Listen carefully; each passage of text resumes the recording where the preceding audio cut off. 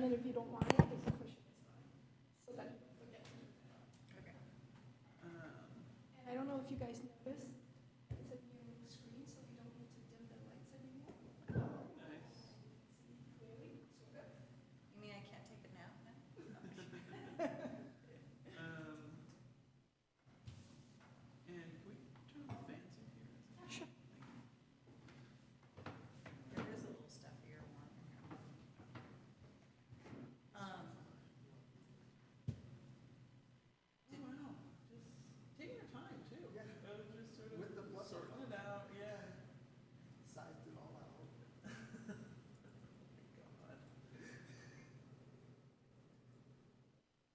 It's good, they're being very careful that nothing's gonna break or. And he didn't take everything.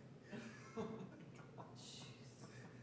And then we see this one. China. Oh, you got it from all the angles. Amazing. Yes. Yeah.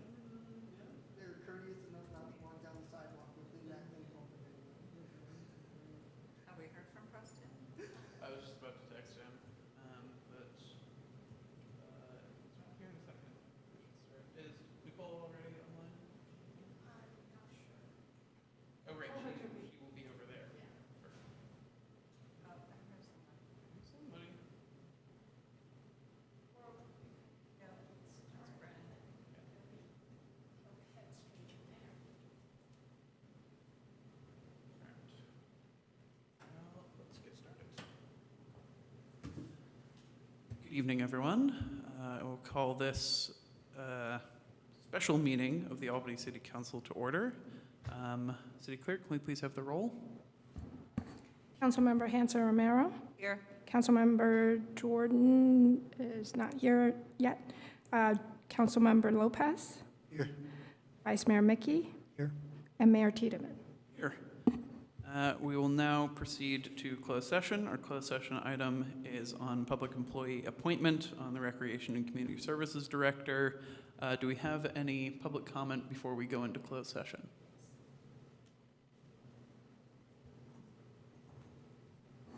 Go ahead. Welcome back, City Council. Welcome back, City Clerk.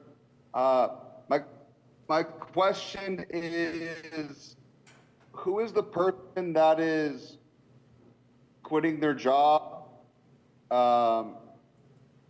Who are we replacing? I just don't recall who this person is, but maybe after they're done with their job, maybe next meeting, we can give them a proclamation of appreciation for their service with Albany. Working for City of Albany, we could just recognize them for their service. That'd be great in an upcoming meeting. But it would just be nice to know who this person is that, our city's losing.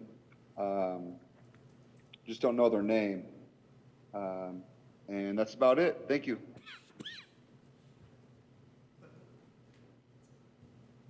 Thank you. I think we'll report out from closed session afterwards, but to try and briefly answer the question while skirting anything that might be in closed session.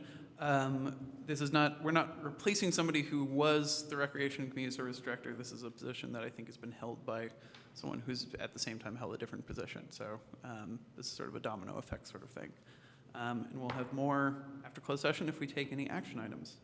So with that, we will reconvene here when we're finished.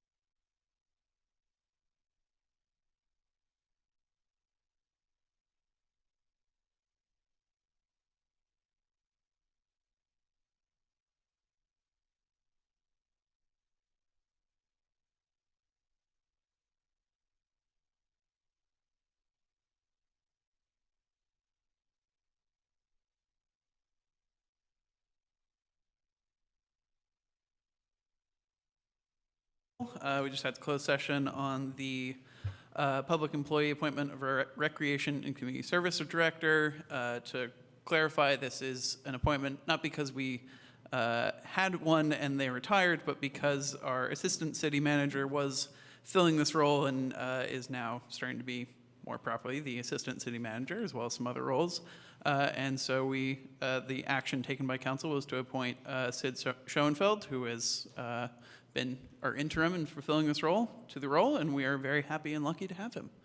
And with that, we will take a recess until the start of our next special meeting, which is just in 9 minutes at 6 p.m. Thank you all.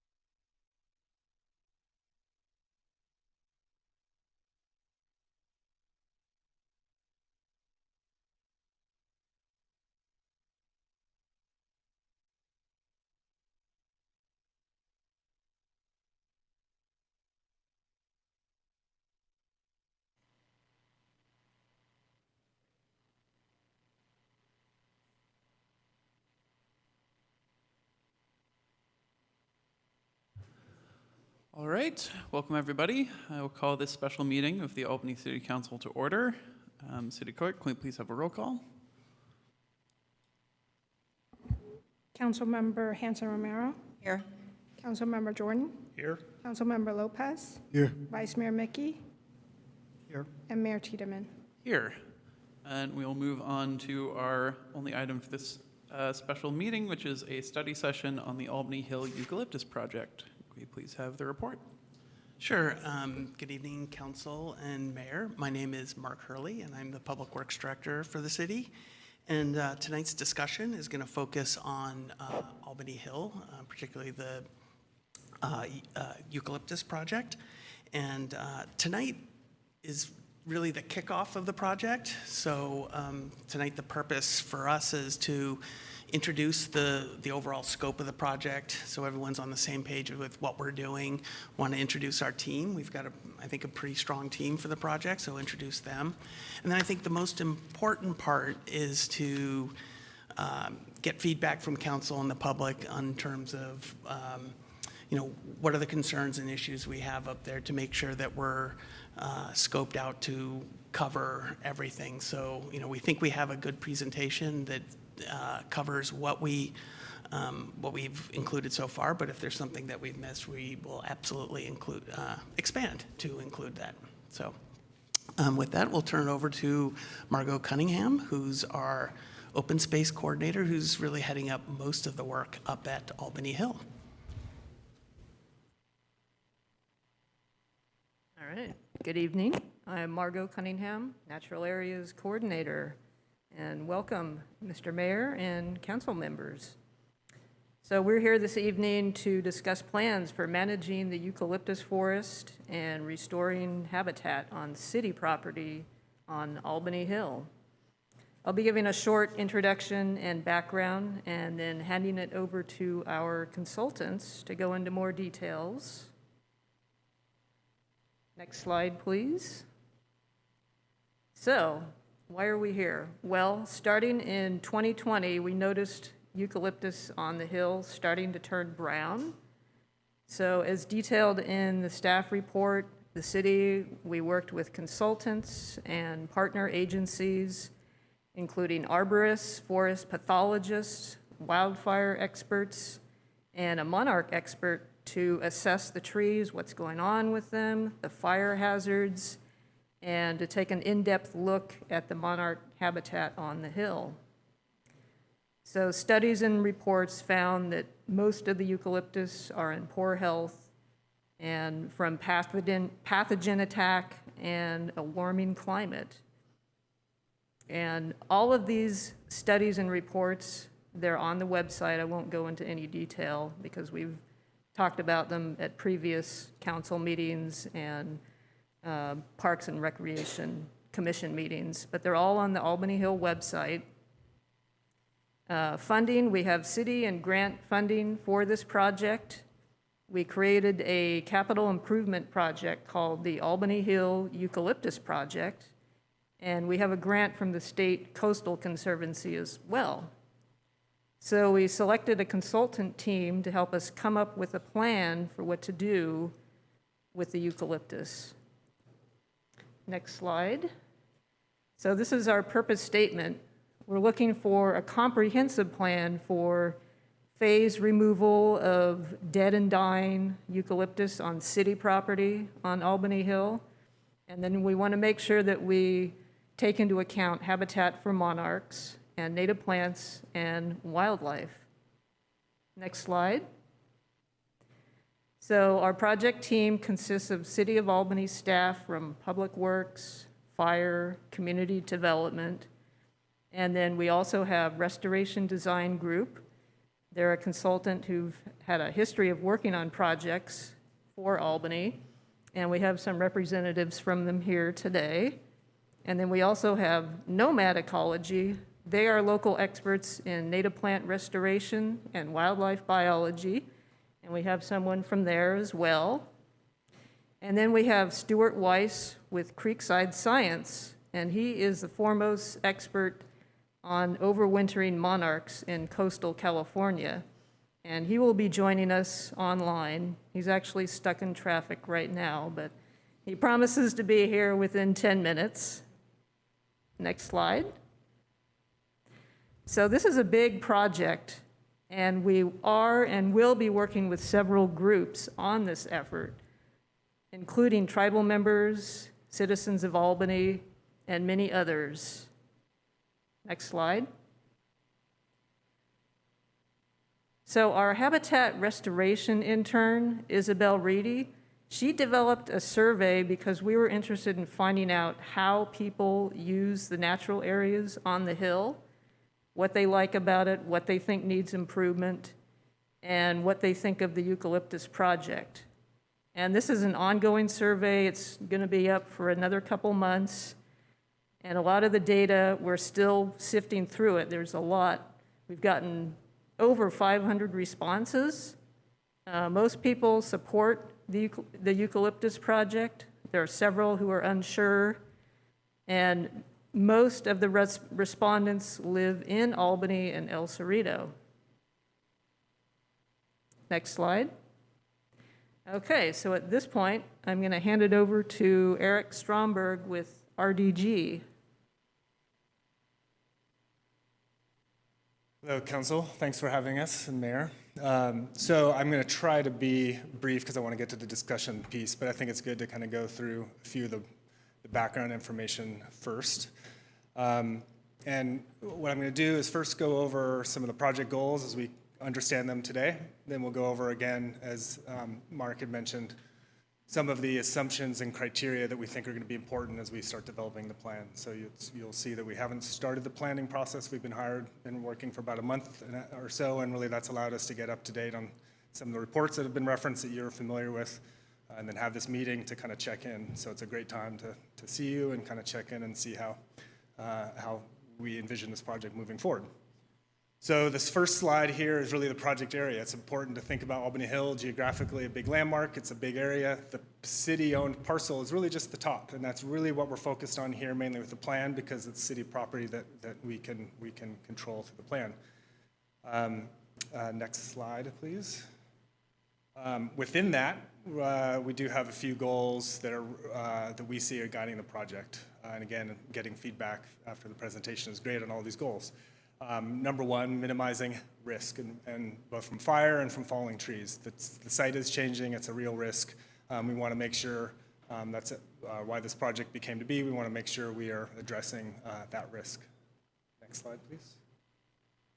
And then we talked about the monarchs. Clearly, if we're affecting work on the hill itself, that will impact the use by monarchs. We want to be really clear about that, understand that, how we can continue to provide habitat, maybe improve habitat. But even the do-nothing alternative of no work up there, trees are dying, the monarch habitat will change, so really understanding that kind of process is key. But we certainly want to provide, that's fine, you can change it, thank you. We do want to provide monarch habitat. And then again, as Margot alluded to, once we start thinking about how eucalyptus are affected and changed and removed, we have native plant community there on site. This photo is from the site. A lot of the work that the city has already been putting in to kind of nurture plants. There's also a lot of existing plants on site, so we want to continue to encourage native habitat to support wildlife. And then again, create self-sustaining ecosystems with low fire hazards and minimal maintenance requirements is kind of a sub-goal there, I think. Next. So our scope is really fairly straightforward. One is to distill this information that's preceded us, then incorporate additional information from within our team, with the city, community feedback from Stu, who's hopefully on now, and then to start developing kind of an iterative plan where we have these check-ins. Ultimately, we want to have a plan that is consistent with the will of the public. We're working for you and for the public, and that's important. And then the final deliverable really is a construction and maintenance plan that can be implemented. So the goal is to come forward to the city, to the council with a plan to address the goals that we talked about at the beginning. Next slide. So now I'm moving on to the considerations. So if those are the goals, what do we have to consider to to create a successful plan. Well, clearly fire hazard, there's a lot of information that's already been done to identify some things. And just as an example, the top of the hill has been identified as the highest risk for fire. And then elements like the north side of the hill, which is north aspect, it's got oak woodland, a little bit less susceptible for fire. So there's a lot of nuance there, but that's clearly something we should be considering as part of the project. Next. When you dive into the monarchs, and Stu will talk a lot more eloquently about this, but two key elements, solar aspect they're really interested in. They want that, the warmth in the wintertime when they're overwintering, and then wind protection for obvious reasons too. It's quite windy with prevailing winds, and it's also a hill, so it's in those winds. The eucalyptus are providing both of that right now. So if we're working on this project, how do we still provide good monarch habitat? We don't want to eliminate that with this project. Next consideration, please, slide.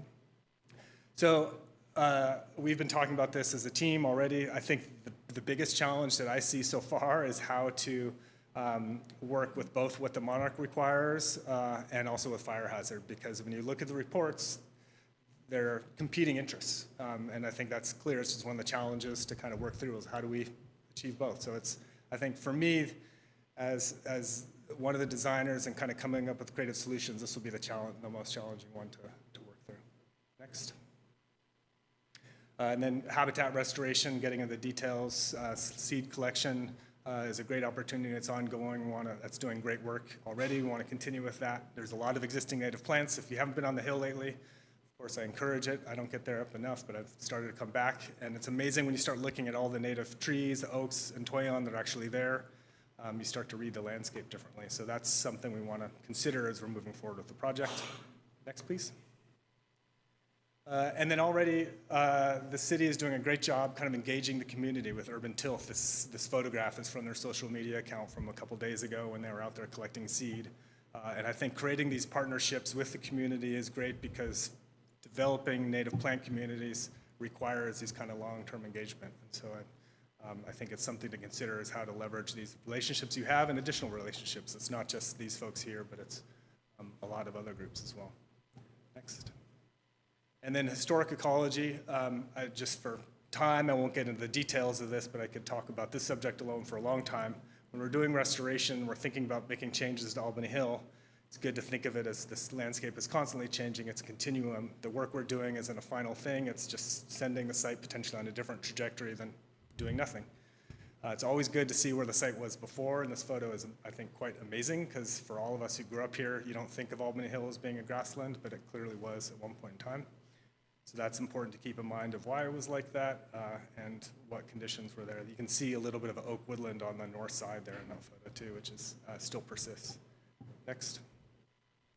And then a big one I suspect will be phasing, and will potentially phase for multiple reasons: funding, dealing with monarch habitat, other habitat, and we're not nearly there to understand what phasing would be. So this is just examples of how we could potentially phase this, and this is something we'll have to consider. And there's impacts to all of us for how we phase the project.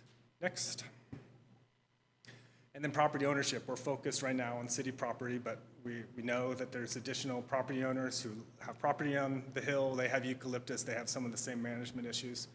It very well may be that they become partners, formal and informal, and we'll just kind of keep that going. I think we'll be somewhat opportunistic about it as we move forward, but I think it's something that we should be thinking about. Even if the project stays within this kind of outline that we've got here, it's not a vacuum. It is affecting downhill, excuse me. Next slide. And then if we do start changing the hill, think about the opportunities for views from the hill. There's amazing views up there that are currently obstructed in spots, but you have peekaboo views. But I think there's something to think about is, okay, what do these views look like from the hill when change happens over time? A lot of opportunity there. Next slide. And then for most of us, I think our experience of Albany Hill is just from around town and driving around. It's a landmark. And I think this is something we really should consider. If we are phasing and it's how we're doing that, if there's a cluster of trees, how is that perceived from around town? So not only about how does it affect monarchs and how it affects views on the hill, but we will all experience this work from our neighborhoods of Albany and Berkeley and El Cerrito and the Bay and everyone driving on the freeway. So important to consider. And then with that, I've just kind of opened up to additional considerations because I know that there's a lot more. But I wanted to prime your creative pump here a little bit, and this is what we've been thinking about so far. That's for now, that'll end the formal presentation piece, and I'll turn it back over to you, Mayor, for questions or comments. I'm happy to take them. Thank you very much for that presentation. Are there any questions from council?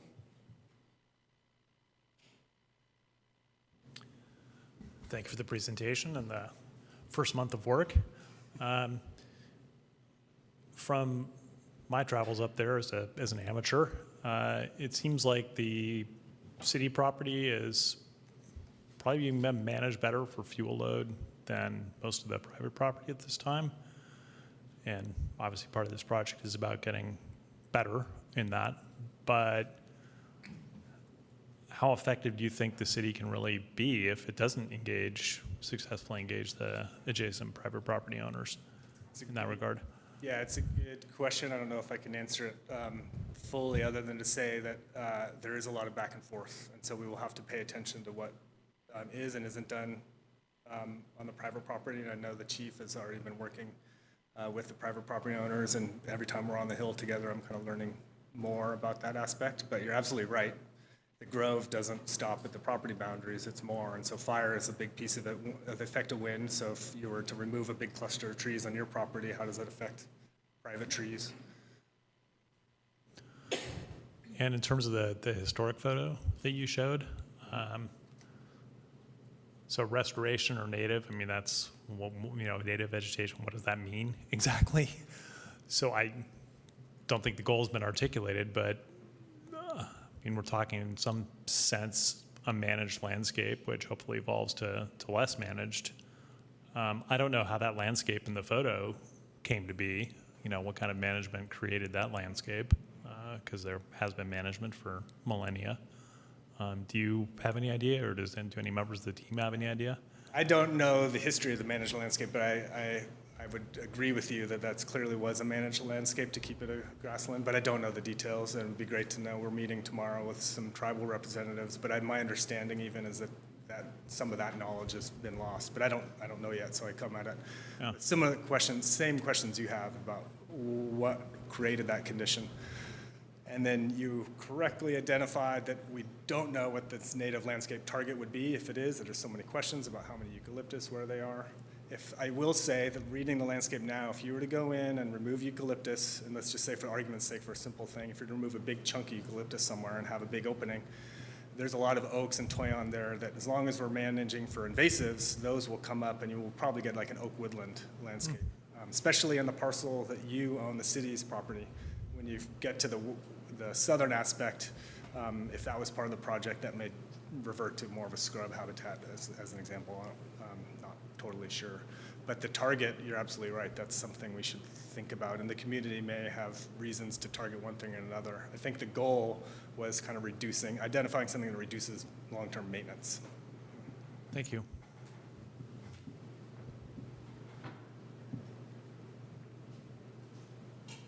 That's all the Thank questions. you. Oh, No, go for it. thank you for that presentation as well. I think I have a lot of questions, many of them that I could probably be handled via email, but there are two prevailing questions that the ecologist nerd in me is just dying to inquire about, and I promise I won't make this feel like a PhD thesis defense. But I appreciate, the very strong and intentional effort to ensure that ecological integrity is maintained at the Albany Hill site. I went up there for the first time not that long ago, and I recall just nerding out and getting pictures of all the different butterfly species I've seen up there. I'm a sucker for the swallowtail butterflies when I see them, and I guess my question is getting into, I know that there's always going to be a heavy focus on preserving and protecting for monarch species habitats, especially along their migration patterns as they come up from Mexico.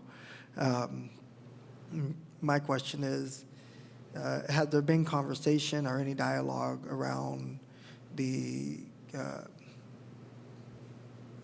the very serious threat of changes in our climate, meaning are we looking ahead and thinking of the adaptations that need to be made in 5, 10, 15 years from now to ensure that the habitat restoration still remains suitable for them as we're having changes in weather variation. And then also my second question is around more engagement with the residents and community members up there. Has there been dialogue, or will there be dialogue, and maybe collaborating with residents to encourage them to maybe consider planting native species in their backyards to help sustain that ecological integrity so it remains abundant upon Albany Hill? Yeah. Answering a little bit of your second question first, there will be, obviously this is the first kind of community meeting, if you will, public meeting. There will be more, and I don't think we've quite figured out exactly how best to use that time, but I'm sure meeting with the residents would be an important thing we do, and remind us, everyone here, that we should continue to talk about the native plant piece. I think that's an important one. And then climate change, good question. I think we're just at the beginning of it to try to figure what an appropriate plant community would be, and I don't need to hog the whole thing. I don't know if Aaron or anyone else on the team has anything more specific or better to say about it other than it appears to be climate change is the reason why we're here today with what's happening with the eucalyptus. So I think it's important a lot of times think of a project and why are you doing this work? And sometimes the answer is well, what happens if we don't? And I think it's fire and loss of trees, and then we may not have the eucalyptus we have now, and the monarchs may leave. It's hard to predict the future, so I can't say with certainty that's what would happen, but I think that's on the table of a do nothing. Yes. Just a side comment, sort of half answer to the previous. Could you speak into one of the I guess you have microphones? to- Thank you. For the public. I'm generally fairly loud, so no one hands me a microphone. But just to sort of follow up on what Eric was saying and to sort of answer some of Preston's question too about if the city property is only on the top, how effective are we going to be? I think there's also the fact that as a city property owner, you guys have the opportunity to do better the minute you know better, and doing nothing isn't really an option. And so if the city of Albany leads the way in, hey, we have climate change, we know we have sick trees, we know we have swallowtails and monarchs, we want to be able to get more native habitat up here, having it be an example for the other property owners to look to how to better manage their own fire risk, working with the fire department, working with the ecologists. Even when we were up there walking around with Margot, you can tell that the property owners are really invested in the hill. They're planting jade plants and they're kind of creeping up on the side from the street. And with better information and better guidance, they could be amazing partners in helping with that. And in terms of providing a windbreak for the monarchs long term, those eucalyptus aren't going to last forever. And so we've got to start now planning for that 20, 30, 40, 50 years down the road. Where's our vertical columnar tree? What's that going to be? Is it going to be a species from Southern California? Is it going to be something from, we've got to start it now. So this is also a project that isn't just solving sort of today's problems on top of the hill. We're having to do some very long-term thinking about what is that restoration goal? Is it going back to a managed grassland? Probably not. That's not what we have on the hill right now.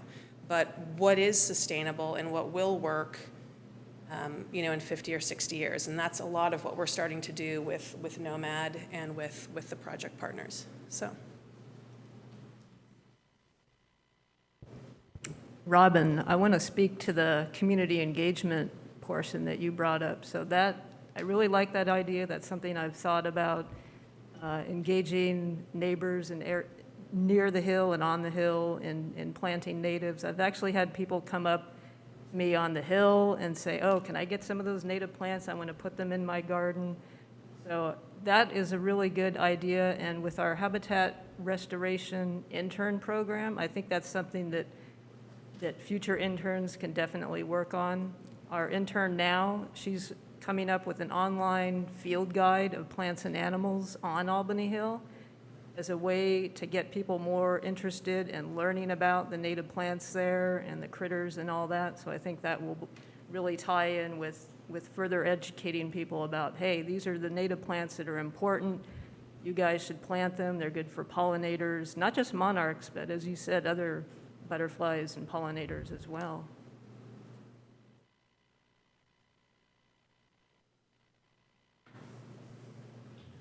Yeah, I was curious, the survey results you showed, Margot, do you happen to know what the question was that was in response to? Yes, the question was, what is your opinion of the Albany Hill Eucalyptus project? And the choices were, do you support it, or do you oppose it, or other, or are you unsure? And most of the respondents were, they selected that they support it. And was there information before the question in regards to what is this project proposing? Yes. Okay. Yes, there was when you first start the survey, there's a blurb about it, and then a link to more information about the project on the Albany Hill website. Thanks. Some people didn't read the more information. Sure. So, I mean, what can you do? And was the preamble clear that the project envisions or potentially could envision a conversion from eucalyptus forest to some other kind of landscape? No, that's not the project. No, it's Sure. the monarchs need some kind of tall trees, and actually maybe this is a good time to bring Stu in to talk about monarchs. Yeah, hi. Can Hello. everybody hear me? Yep. Okay, so I'm zooming in from Menlo Park here, avoiding the commute traffic. So first, you'll hear a lot more about monarchs and reconciling monarchs with the aims of the eucalyptus projects in future study sessions, because we're just getting going now. So in my opinion, so far, there's plenty of room up on Albany Hill for a lot of eucalyptus management dealing with the hazard trees, fire issues, and other issues with the eucalyptus, and maintaining monarch habitat. One thing you got to keep in mind is that the city property is along the ridgetop where the monarchs start the season, but once we start getting storms, they dive down into a more protected area on the private 11-acre parcel, a Golden Gate something parcel. So kind of like fire issues, it's, the property boundaries are, nature does not adhere to the property boundaries. So, we'll be able to get a lot more detailed assessment of the impacts of managing certain trees, which trees to maintain, which trees can be removed for, safety reasons, et cetera. So there's going to be a lot more coming down the line once there is once the plan really gets going and options are laid out on the ground. So I'm sort of hired here to have the monarchs back. So I'll do my best within this process to, make sure that we're doing well by the monarchs, given the issues on the Hill. Just one thing that I think, the impact of climate change, I feel like we sort of saw a little overture to that with the recent drought impacts on the Hill, where there was dieback of tree crowns. And fortunately, we got a really wet year and the trees are recovering really well. So the climate future is it's simply going to be more arid. in general, that the dry seasons will be more intense, and keeping the balance between the number of trees and the health of those trees and the available water on the site is going to be a real ongoing issue. But we have the tools to do this probably better than anybody else has been able to do. You know, we're just starting the project now, so I can't give much in the way of specifics because I don't have them yet. So, thanks. You're just getting started. Looks like a lot of people's just finishing. That was quite a report. Thank you for putting that together and bringing all the tools to bear that you did. Yeah. Yeah, we've been working at it for a while, but now it's like we're really in a planning process. We've done the assessments, we've looked at the whole hill, and we have a lot of work to build on, but assessing the various options is going to be very, that's what we're going to be doing over the next months. Yeah, thanks. And you mentioned the I guess, later winter, or the site that the monarchs will move to in more inclement weather is on private property. I don't know what restrictions there are on the private property owner in terms of what they could do to that habitat or not do to it, either, like, I don't know if they need a permit to send in a crew, probably Yeah, they do, but I really don't know either. Though I always make the point that every monarch site has two big areas that are the puzzle to work out. One is like the forest structure and the microclimate and why the monarchs are there and how they use it. But then there's kind of untangling and working within the various properties that these places are carved up into. And frankly, the human side of the equation with the properties is more difficult to deal with than the monarch habitat itself. Yeah, thanks. I don't know if staff has any answers. I mean, could the private property owner hire a crew to come in and start logging? Do we know?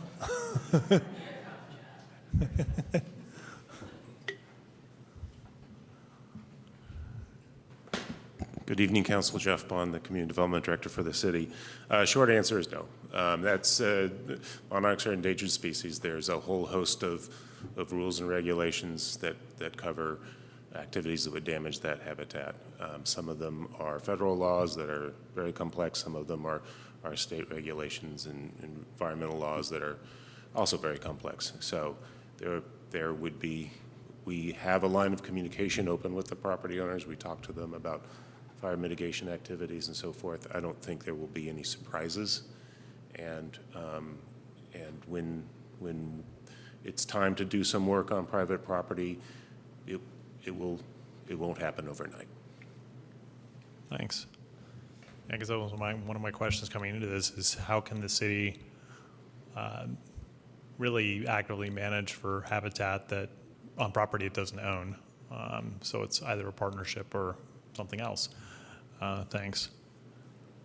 We got some input as well about avian biology and providing habitat for birds or maintaining habitat for birds, and it pointed out the value, which I'm not a biologist, I'm a geologist, so I'm ground surface down, not up. But it pointed out mid-story and understory, and that creating a landscape without either of those isn't great for bird habitat. And that seems to be, to my eye, again, amateur eye, largely what the city property has. And the mid-story and understory exists more on the private property. So I don't know, again, that seems like a tension between managing for fire hazard and managing for biodiversity. So if you have any thoughts, feel free to share them. If you don't, that's fine as well, because this is all early days. Hi, I'm Erin McDermott. I'm with Nomad Ecology, and my expertise is in restoration ecology and botany, so I'm not a wildlife biologist, but we have at our firm wildlife experts who will be working on this project. They're just not here today. And to address your question about how what our targets are for plant communities for climate change, and similarly what our targets are for wildlife habitat, I think what will guide us moving forward is planning for diversity on the Hill. So it will be diversity of different plant types so that there is stuff that's adapted for dry climates. And again, I'm not talking about bringing in a whole bunch of plants from Southern California and plunking them down. We'll be using what's on the mountain, what grows there. But as we're planning, we'll have in the back of our mind thinking about different, it won't all be one thing. It'll be lots of variation so that moving forward as the climate changes, we have different options. So it's diverse and we're planning for that. Similarly for wildlife habitat, the goal will be to have a range of structure. So there'll be open grasslands that are good for ground nesting birds and other species. There'll be shrubs, there'll be smaller trees. And then, we're all clear that some of the eucalyptus will stay for the monarchs. And so those eucalyptus will continue to provide habitat for species that require tall trees. So again, and all the things I described are already on the Hill. There are areas of shrubs, there are areas of smaller trees, there are taller trees, there are open areas of grassland. So it's really enhancing what's already there and not creating a new habitats. Thank you. Any further questions from council? Not a question, but maybe just more of a comment. I do understand this is also greatly centered around fire hazard mitigation. And again, the ecologist in me just really gets into the ecological integrity aspect of it. But it definitely goes hand in hand when you're attempting to maintain ecological integrity of a space. That, as a consequence, ideally a positive consequence, is also ensuring that you're reducing particular environmental or natural risk. The big thing for me when it concerns any type of conversation around restoration or ecological integrity, and I by no means speak for the field of environmental science or ecology, but more so speak from my own personal approach, and that we can't have these conversations with also at least acknowledging our interfacing with indigenous ecological and traditional knowledge of a space. Based on my observations and familiarity with your group's past work, I'm pretty confident that's probably going to come up in future engagement pieces, but just want to make sure that's stated clearly and explicitly. That's something that I would hope and expect to see. I've have seen in countless other projects, and I'm very familiar with Restoration Design Group endeavors, and have seen what they've done and or have actually working on in San Pablo behind my mother-in-law's house, which I know Eric is quite familiar with. But I think there's something to be said about Albany Hill specifically, and especially taking into account our proximity to the Berkeley shell mounds and much of the social reckoning that we have yet to fully engage with. That opportunity still exists, and I just want to make sure that that's something that's definitely on our radar when we're speaking about that. Thank you, Councilmember Lopez, for bringing that up. We've been actively meeting with Deja Gould and other members of the Confederated Villages of Lishan and Segura Te for the past year, talking about the grinding rocks, and we're actually going to meet with them tomorrow to talk about this project. We've been seed collecting with them a few times and discussing just kind of getting an initial relationship going and seeing what it is that they're interested in seeing happen on the Hill. So it's an ongoing conversation that we've been having with them, and it's going to continue. So thank you. Thank you. We will now go to public comment. We give each speaker 2 minutes. And let's go. For the speakers in the room, please line up.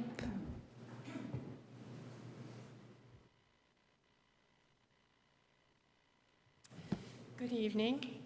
My name is Carol Fitzgerald, and I'm one of the board of directors of the Friends of Albany Hill. And I'm going to give a little background because some of you are new, but since 1990, I've been involved in various stewardship projects on Albany Hill and on behalf of the Friends in 1995. In 1996, I wrote and won 2 urban forestry grants. And within those grants, 1995, we had 1 eucalyptus taken out of the oak woodland. So they had to use cherry pick and everything because we could not damage the hill, the houses, the oak woodlands. And that was very successful, and those arborists used garland, I think it's gargan, as the herbicide, and the shoots never grew back. That one never had to be clipped. In 1996, the second grant, we worked in conjunction with the Bayside Commons because part of the eucalyptus that we had taken out were actually on their private space. And the reasoning for that came out of the 1990 master plan for Albany Hill, which I chaired. And it was to keep the oaks from invading the old oaks. But the oaks were to stay in their place too, because at that time we very much wanted the eucalyptus, and we weren't so certain where they were. So this is one of 4, right? Am I right? So I don't have to say everything tonight. But I do have a lot of experience, and I'm concerned about in the planting that we not depend on a monoculture of oak woodland because of the sudden oak death, the danger of that. There are buckeyes and elderberries, which are native, and so I'd like to see more of those up there. The other big concern, and seems to be the elephant in the room that's never spoken, is that the oxalis is out of control.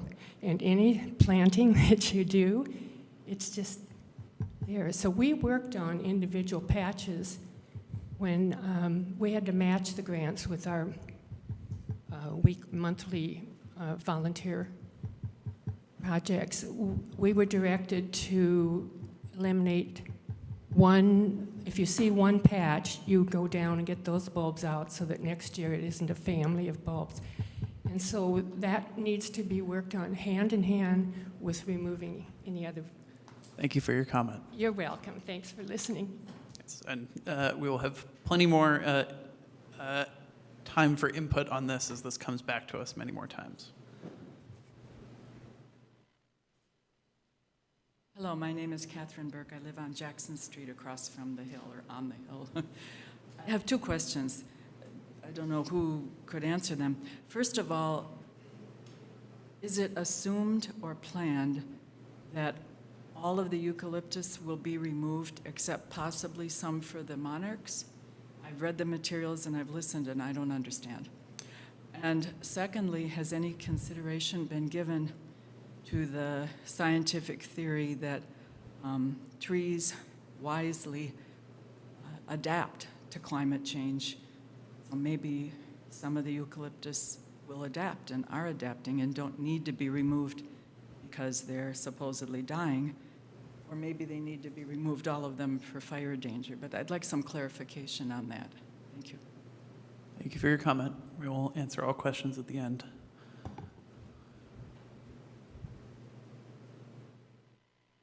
Go ahead, Jeremiah. And good evening, everybody. Let's see here. I was just wondering why tonight there is no representative or anybody actually from a tribe or from the Ohlone people. I'm just curious, why nobody's here. from Segorite.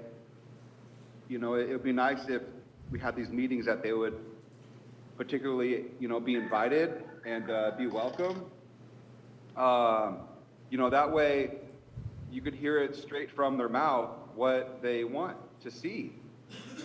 And we could ask them, you know, their advice. The city council, you know, could be in the same room with these, you know, tribal leaders. And that's a direct communication. I think a lot of communication is getting lost because nobody's here to represent, you know, their culture and how they would like to see the, you know, the 5-year, 10-year, 15-year plan. Something else is I frequently go up to Albany Hill. I'm always looking for places to bring my 10-month-old young pups, my puppies. And, you know, I bring them up on Albany Hill. We go down there to the circle with the wood benches and where the fire hydrant ends.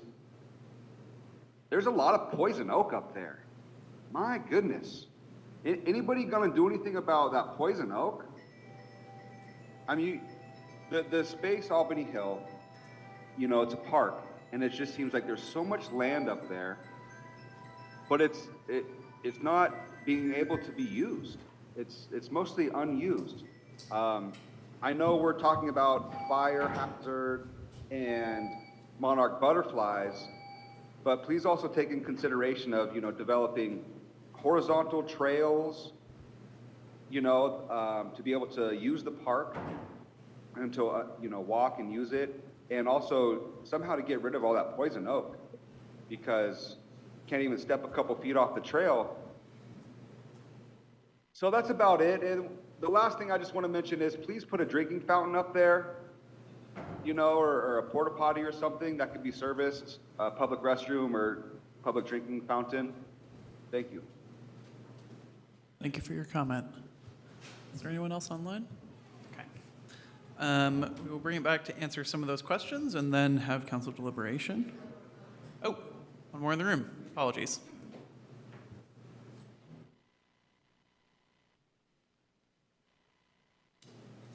Hi, my name is Ralph Pericoli, and I did send an email around to City Council concerning my concern over the birds and habitat which might be altered and how that would affect them. You know, I've worked with Margot in the past, and we were really careful not to do, you know, tree removal, other kind of construction work during the nesting habitat. But it's also a valuable resource up there on the hill for wintering birds, which are coming into this area now, and migratory birds that are stopping over. Yeah, we've got at least over 100 species of birds up there that we've counted, and we just got 2 new species yesterday down on the riparian area. So really important kind of thing. You know, removing the dead snags, I understand that, you know, in areas that might impact people near roads or trails, but I think a lot of the benefit to birds are those snags themselves, where woodpeckers can get in, start a hole, other smaller birds come in and start nesting there. So I'd like to see some of those things left in place. If that can't be done, maybe a lot of different nest boxes could be put up through the area, which will attract some of the smaller birds. And also preserving some of the understories, not just the big trees that these birds need, but they need a good understory, medium-sized understory. There are a lot of toyon trees, which will serve that need, and also poison oak, which is actually good for the birds, and a lot of birds feed on those seeds that they produce. So, and it's really good cover. You know, not too many other animals go into a poison oak patch to chase a bird. So all those considered, you know, issues, I'd like that to be considered in terms of the management plan that we're going to be having. Thank you for your comment. Any more? None? We'll address some of those questions and then go back to deliberation, and I'll sort of address comments to that area of the room, and anyone who wants to field them can. Our first one was just clarifying, is the plan to remove all of the eucalyptus? I believe the answer to this is no, but if anyone wants to provide a little more detail. Yeah, I mean, the short answer is we don't know exactly. I don't think all eucalyptus is on the table because we talked about monarchs, and there's many reasons why that wouldn't be, including the fact that we're working on private or on the city property, and there's a lot of eucalyptus off. So the reason I think there's a little bit not written anywhere is because we still don't really know what the plan is.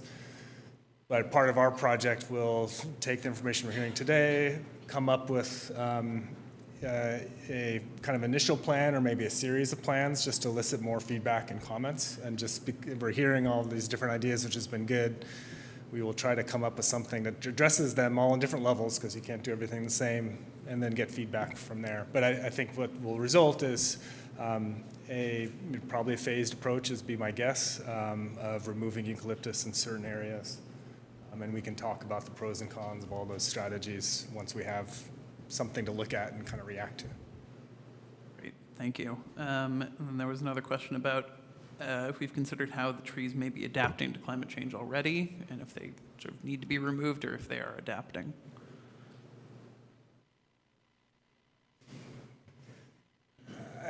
I don't know the direct answer to that, but climate change in general is happening at a faster pace than an individual stand of trees that eucalyptus can adapt to. That's our understanding. I think it doesn't mean that all eucalyptus will die. There'll be persistence of some trees, and maybe we'll get some resprouting of others. But I do think that there is a shift of what is kind of the acceptable habitat for eucalyptus. We're not getting the rainfall and the patterns that eucalyptus would have preferred, and I think they may actually persist and survive. And Stu had mentioned it, that a couple of years ago when this project started, there was a really big dieback. We had a good rain year this year, which is great, and so the eucalyptus are looking a little bit better. But that's going to change seasonally over time, and all things point to a kind of a general decline. So I wouldn't feel comfortable telling the council or the community that the trees will adapt at the rate we would find it effective. Great, and then we had the question of, does this plan have anything to say about managing the poison oak at all? I know the poison oak well. We haven't really talked about it specifically. I made it as a natural element, and I do have to say, there's a few things that persist and do really well under eucalyptus, and poison oak is one of them. As you change, if we're looking at creating diversity of spaces and habitat, it might be that what we'd create wasn't really the best spot for poison oak. There will be poison oak on the hill when we're done. Thank you. And I'll say to one of the other questions we had about not having Aloni reps here tonight. As we said, this is one of many meetings we'll have on this topic, so I think we'll take it under advisement that we should maybe have them here in the future. But I would also say it's very encouraging that you guys highlighted that you are already working on land stewardship, which, as important as it is to have them sometimes come here and talk to us, I think it's much more important that we're doing the work on the ground and the stuff that we can do in collaboration with all of you. So I think that's a very important thing to note, and I thank you guys for doing the work and reaching out and creating that relationship ongoing. With that, do we have any council deliberation? I'll just offer looking at the fire fuel study and fire management study. It seems like a portion of the city property that is worthy of particular attention in this regard is from the crest down to the residences on Taft Street. So in the scenario of southwest winds, that's a fairly short distance.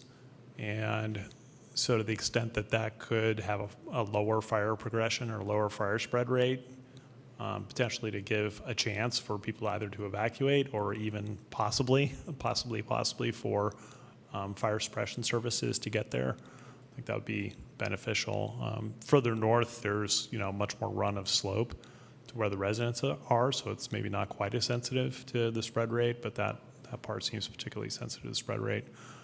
As far as poison oak, I'll speak in defense of the poison oak, even though I've become very allergic, unfortunately, to bad decisions I made over my first half of my life. As Carol knows, that was part of my welcome to Albany, was working on that restoration project, and there were invasive vines climbing up in the oaks, and risking tearing them apart, and so we were cutting those out while the poison oak had followed up as well, so it was just like a cascade of poison oak. So I ended up having to take steroids so I could keep my eyes open. And so it's good for that. It's good for keeping people out of habitat. I think people should stay on the trails for the most part, and leave the rest of it for all the other creatures that exist. So yeah, I think poison oak has a pretty important role.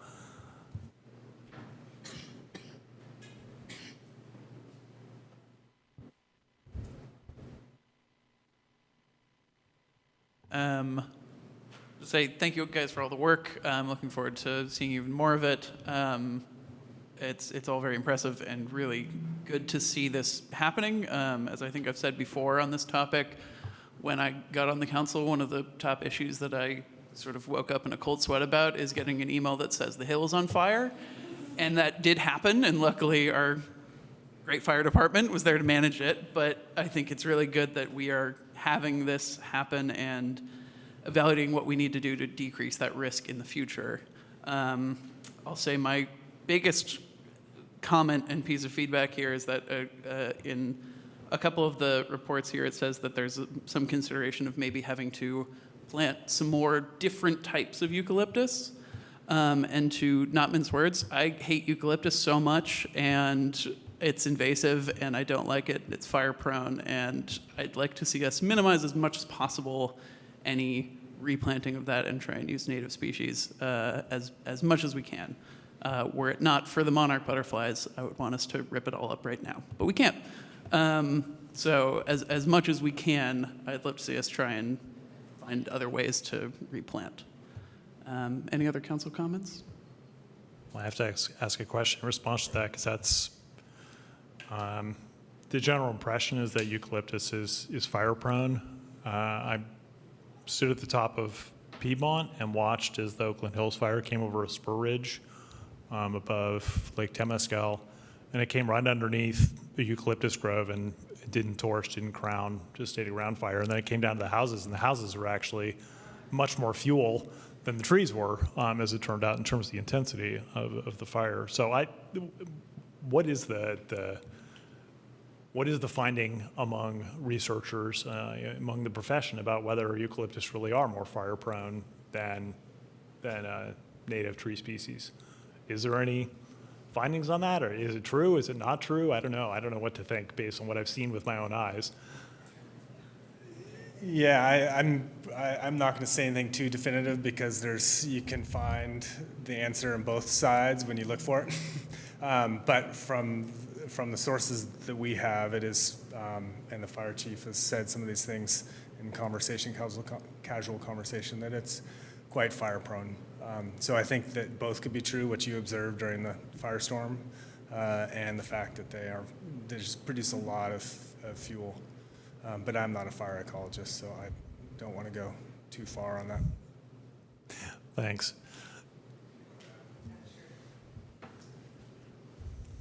I think one thing we haven't discussed is, even if we keep the eucalyptus, we will discuss ways to treat it for fuel management. So when we were out on the site visit, we talked a lot about how to control ladder fuels and what to remove, what to keep, to make it more fire safe, even with young oak trees. So, they hold more water, even with mature eucalyptus. But having spatial structure in a way that is more fuel managed and fire resistant, even if we keep ukes on the hill, which it's looking like we will.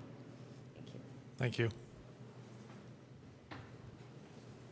I'll just add in something that just as going from the history piece of things where it was all the grassland, and why those eucalyptus ended up on our hill to begin with was, to kind of deaden the sound of the blasts from the dynamite factory on the other side. And that's why those eucalyptus ended up on our hill to begin with. So it wasn't really, a native up there. And I'll also note that, East Bay Parks is doing a lot of work right now to remove a lot of their eucalyptus, because they've seen that it's kind of run its course. It's become very dangerous, especially with the droughts, and I think there were some also beetle damage that was probably done up there as well. So I'm glad that we're looking at this, and I'm glad that we've got everybody's, consultants and eyes and partners and everything, and I think that that's super important, and I think that this is a great approach. So I'm really happy and thankful for the team that's putting their heads together and collaborating with everybody else, and I think that I'm looking forward to a much more sustainable, better future going forward with this. So thank you. Yes, thank you for noting, as in the old image of the hill covered in grass, we'll never get it to look that way because it had a hole blown in it, I think, so kind of difficult. Unless there's any other council comment. Thank you all so much. We look forward to discussing this again in the future, and thank you for your work. We will now adjourn the special meeting and move to our regular meeting. I will call the order and I will read the land acknowledgement. The City of Albany recognizes that we occupy the land originally protected by the Confederated Villages of LaShawn. We acknowledge the genocide that took place on these lands and must make strides to repay the moral debt that is owed to this indigenous people, specifically the Ohlone tribe. We thank them for their contributions, which have transformed our community and will continue to bring forth growth and unity. The City of Albany commits to sustaining ongoing relationships with the tribe and together build a better future for all that now make this their home. City Clerk, can we please have the roll? Councilmember Hanson Romero. Here. Councilmember Jordan. Here. Councilmember Lopez. Here. Vice Mayor Mickey. Here. And Mayor Tiedemann. Here. On the report on action taken in closed session, as I stated earlier, when we after we went into closed session to consider employment matters for our community services, recreation community services director, the council did take action to appoint Sid Schoenfeld, who has been acting as the interim director, into that role, and I just want to express our unanimous appreciation for Sid and all of their work, and wish them luck in taking on the new role.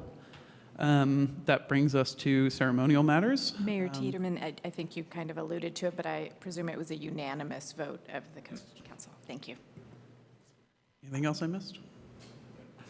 That brings us to ceremonial matters, where we have 3 proclamations tonight. The first being for American Muslim Appreciation and Awareness Month, where I will read the proclamation.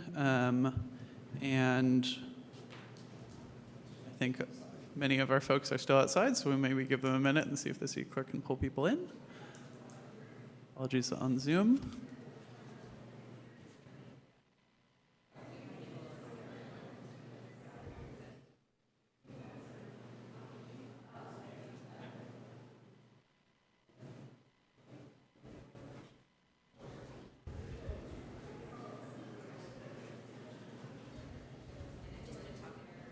Evening, everyone.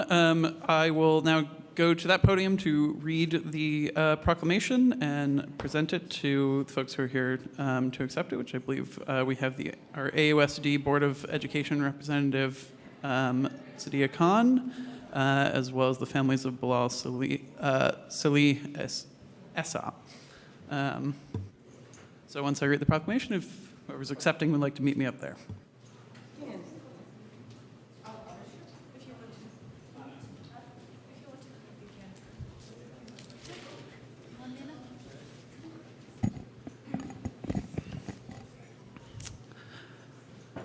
Proclamation in recognition of American Muslim Appreciation and Awareness Month, which is August 2023. Whereas enriched by the unparalleled diversity of its residents, the City of Albany takes great pride in supporting individual religious freedoms and is strengthened by the many varied religious, political, and cultural traditions and contributions of its diverse populations, including those that practice Islam. And whereas Muslims have been a part of U.S. history from the beginning and have contributed to the production of wealth and construction of the nation, they are also part of the rich history of the civil rights movement. And whereas over 90,000 Muslims live in Alameda County and make innumerable contributions to the cultural, political, and economic fabric and well-being of California and the United States, And whereas members of the UC Berkeley Muslim Student Association Community Services and Political Action Committees focus their efforts on applying for grants and receiving over $328,000 to help expand the Bear Pantry to better serve the over 3,000 students of the UC Village. And whereas the Aaron and Margaret Wallace Foundation, founded in 1957, provides basic necessities to over 30,000 individuals per month, including hot meals, fresh produce, toys, books, and more. Brother Abdul Jalil Al-Hakim and Brother Bilal Salih Essa were instrumental in supporting the Albany community, providing food, hygiene supplies, and hot meals. Bilal, who served not just the Albany community, but also the Oakland Islamic Center and the Jumu'ah Free Farmers Market, dedicated his life to service and uplifting his community and beyond. On September 9th, 2022, Bilal lost his life to senseless gun violence, but his legacy to support the underserved communities lives on in the AMWF, his family, and loved ones. And whereas the A2Z Foundation was established in 2014 to serve the Bay Area community by improving access to health care and expanded their services to provide over 35,000 pounds of food, including fresh produce and shelf-stable items to Albany families. And whereas Talia Mermelek, civil rights advocate, advocated for workers, tenants, and immigrants in Albany and surrounding communities by offering pro bono services at the Centro Legal de la Raza's Workers and Tenants' Rights Clinic in Oakland and the East Bay Community Law Center's Immigration Clinic in Berkeley. Talia also co-founded Law Students for Radical Real Estate, which supports the Sustainable Economic Law Center's outreach efforts with various groups to create alternatives to extractive capitalism. Additionally, she is the co-founder of the Free the Land Project and played an active role in the Afghan Humanitarian Parole Project.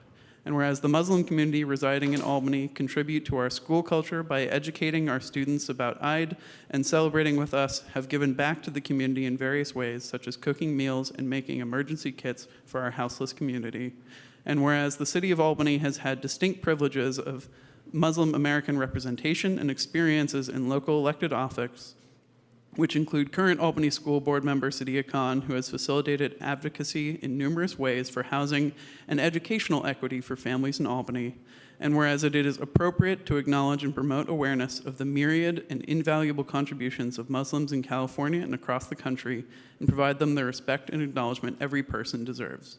Now, therefore, be it proclaimed, the City of Albany does hereby recognize the California state designation of August 2023 as American Muslim Appreciation and Awareness Month to acknowledge the rich history, contributions, and guiding virtues of Muslims and to commend all Muslim communities in California for the lasting positive impact they have made towards the advancement of our city and country.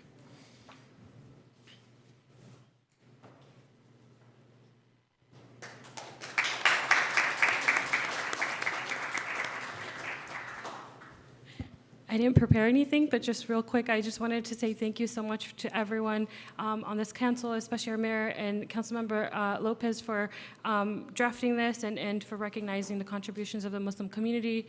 And, you know, we are a community that is very diverse, and it's wonderful just to see our city council recognize everyone. And so thank you so much for everything that you do. Thank you. Hello, my name is Kayla Alaki Miller, and I am the granddaughter of Brother Abdul Jalil Al-Hakim, the founder of Aaron and Margaret Wallace Foundation. I am a fourth generation, and these are my children. They are fifth generations. So this is a family tradition. It's something that is very close and dear to our heart, and we appreciate everyone here on the board and for the recognition. It means very much to us. So I appreciate you guys, and I hope that you guys have many blessings moving forward. Thank you. Thank you very much.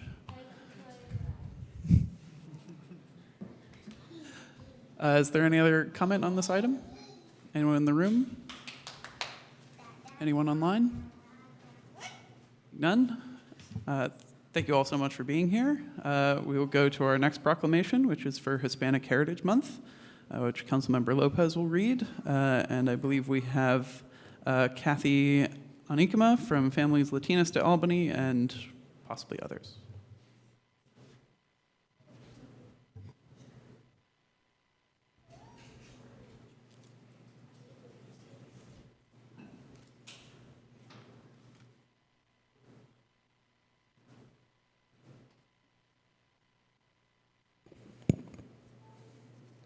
In recognition of National Hispanic Heritage Month, September 15th to October 15th, 2023.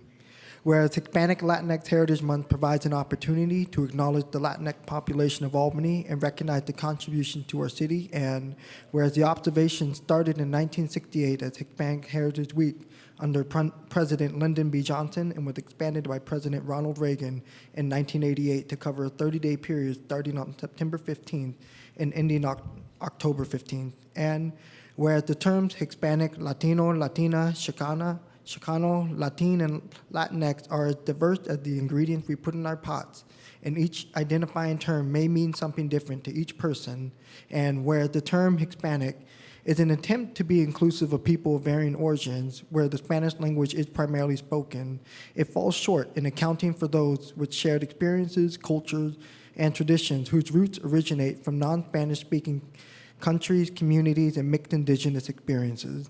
And whereas the term Latino and Latina includes a diverse group of people with roots throughout Latin America and beyond, and with a heritage connected to the original indigenous communities of Latin America and Africa.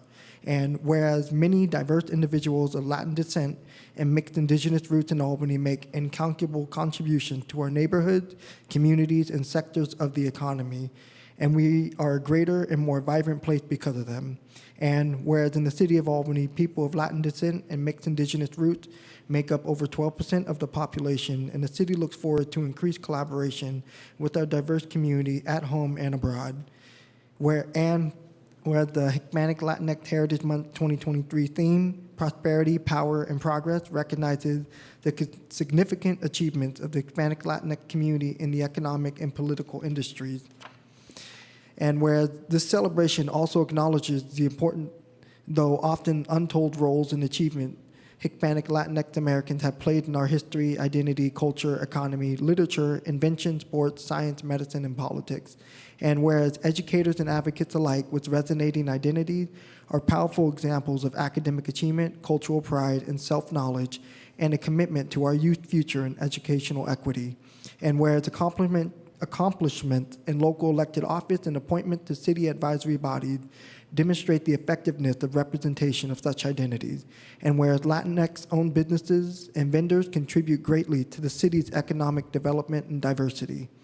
And whereas the city of Albany would like to acknowledge and recognize the Familias Latinas de Albany Parents Group for their ongoing work to support, promote, and celebrate the interests of Hispanic Latinx students and families in Albany. Now, therefore, the Albany City Council does hereby proclaim September 15th to October 15th, 2023 as Hispanic Latinx Heritage Month in the city of Albany. We acknowledge the contributions of Hispanic and Latinx people in our community and recognize that our journey to a fully inclusive society is not yet over.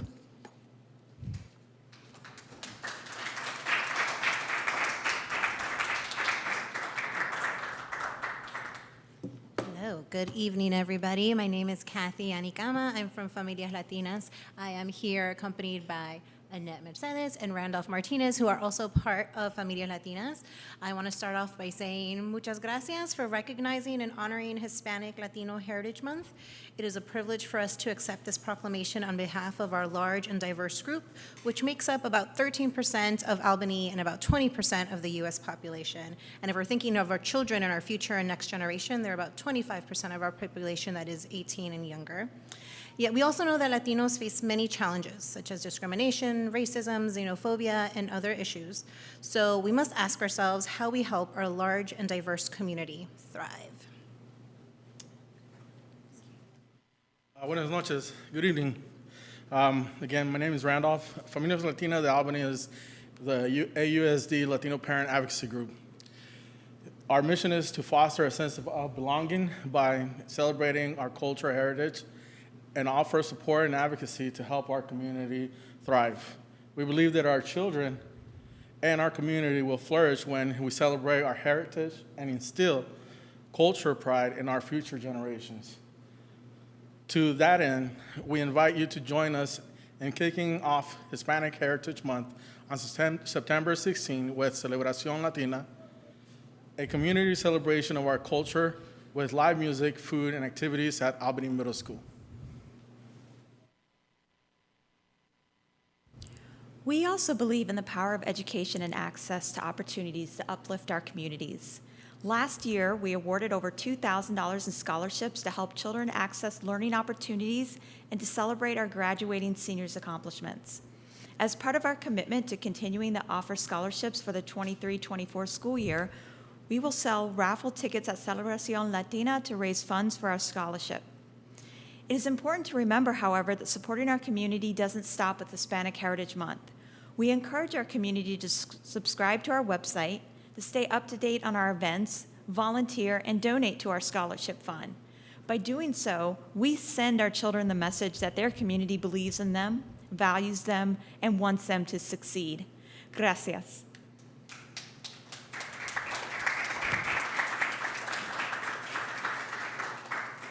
Thank you all very much for your words and for being here tonight. Do we have any public comment on this item?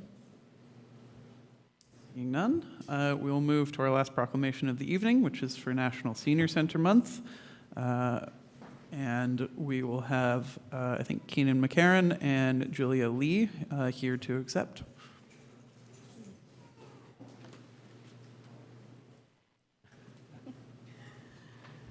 Okay, in recognition of National Senior Center Month, September 2023, whereas older Americans are significant members of our society, investing their wisdom and experience to help enrich and strengthen our community, and whereas the Albany Senior Center has acted as a catalyst for mobilizing the creativity, energy, vitality, and commitment of the older residents of Albany, California, and whereas through the wide array of services, programs, classes, day trips, and activities, the Albany Senior Center empowers older residents of Albany, California to contribute to their own health and well-being and the health and well-being of their fellow residents of all ages.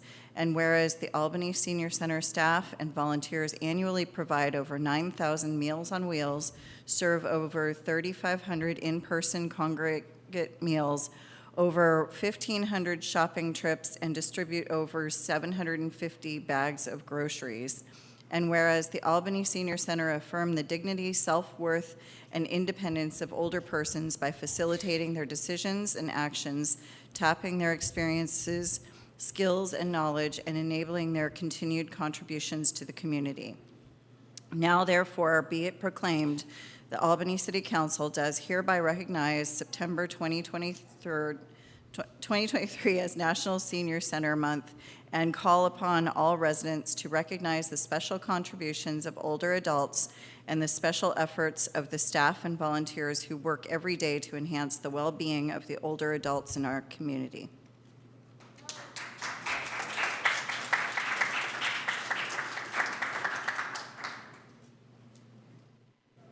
Thank you so much. And we are the older group, but we still vote. It's true. We still vote, and we still read the newspapers and keep up with all the news. And we really appreciate that for this proclamation, because we're part of you. We are in this together. We are in this together. We are getting older, and you're just serving the community, and really appreciate. I know some of you, like Mr. Preston Jordan there, and John Mickey, yes, and Hanson, Romero, yes. So thank you so much. Thank you so much that we are included. And we are still very much alive. Thank you. Thank you.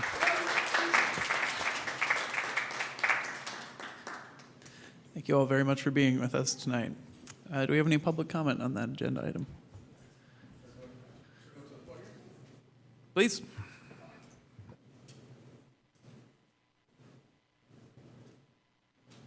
I just want to say that it's a great thing that you're doing. I used to work for Contra Costa Senior Legal Services. I cannot tell you how much needed it is to concentrate on our senior. I always thought that a community the way they are is reflective of how you treat your seniors. And honestly, for someone that has seen what a small contribution to them and helping them goes, it goes a long way. So thank you for all you do. Thank you for your comment. I think I see one online.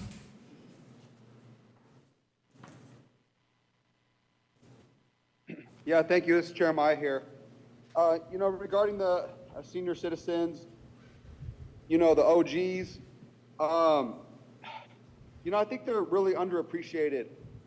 And our senior center is kind of outdated.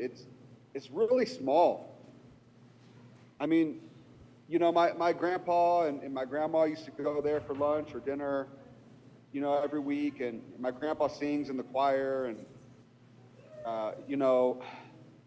it's just so small. And I'm just wondering if there's hope for a better future for our senior citizens in Albany. I mean, there's people in their 50s right now, in their 40s right now. I just actually turned 40 August 30th, a few days ago. And it would just be so nice to see a change for senior citizens, a bigger facility, a lot more programs. So I just hope to see, more funding and more facilities and more programs available for, our golden years. We worked really hard to get to these golden years. And it's really important to enjoy life during our golden years. So please, Albany, do everything you can to make our senior center and our senior services robust. Thank you. Thank you for your comment.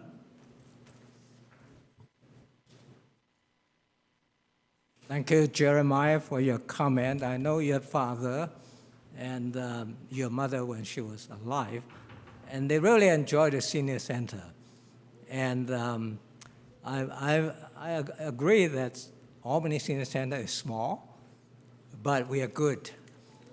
You have heard many comments from other seniors who have been to Berkeley Senior Center or Emeryville Senior Center. They don't feel the support and the friendliness and the compassion that we have at the Albany Senior Center, okay?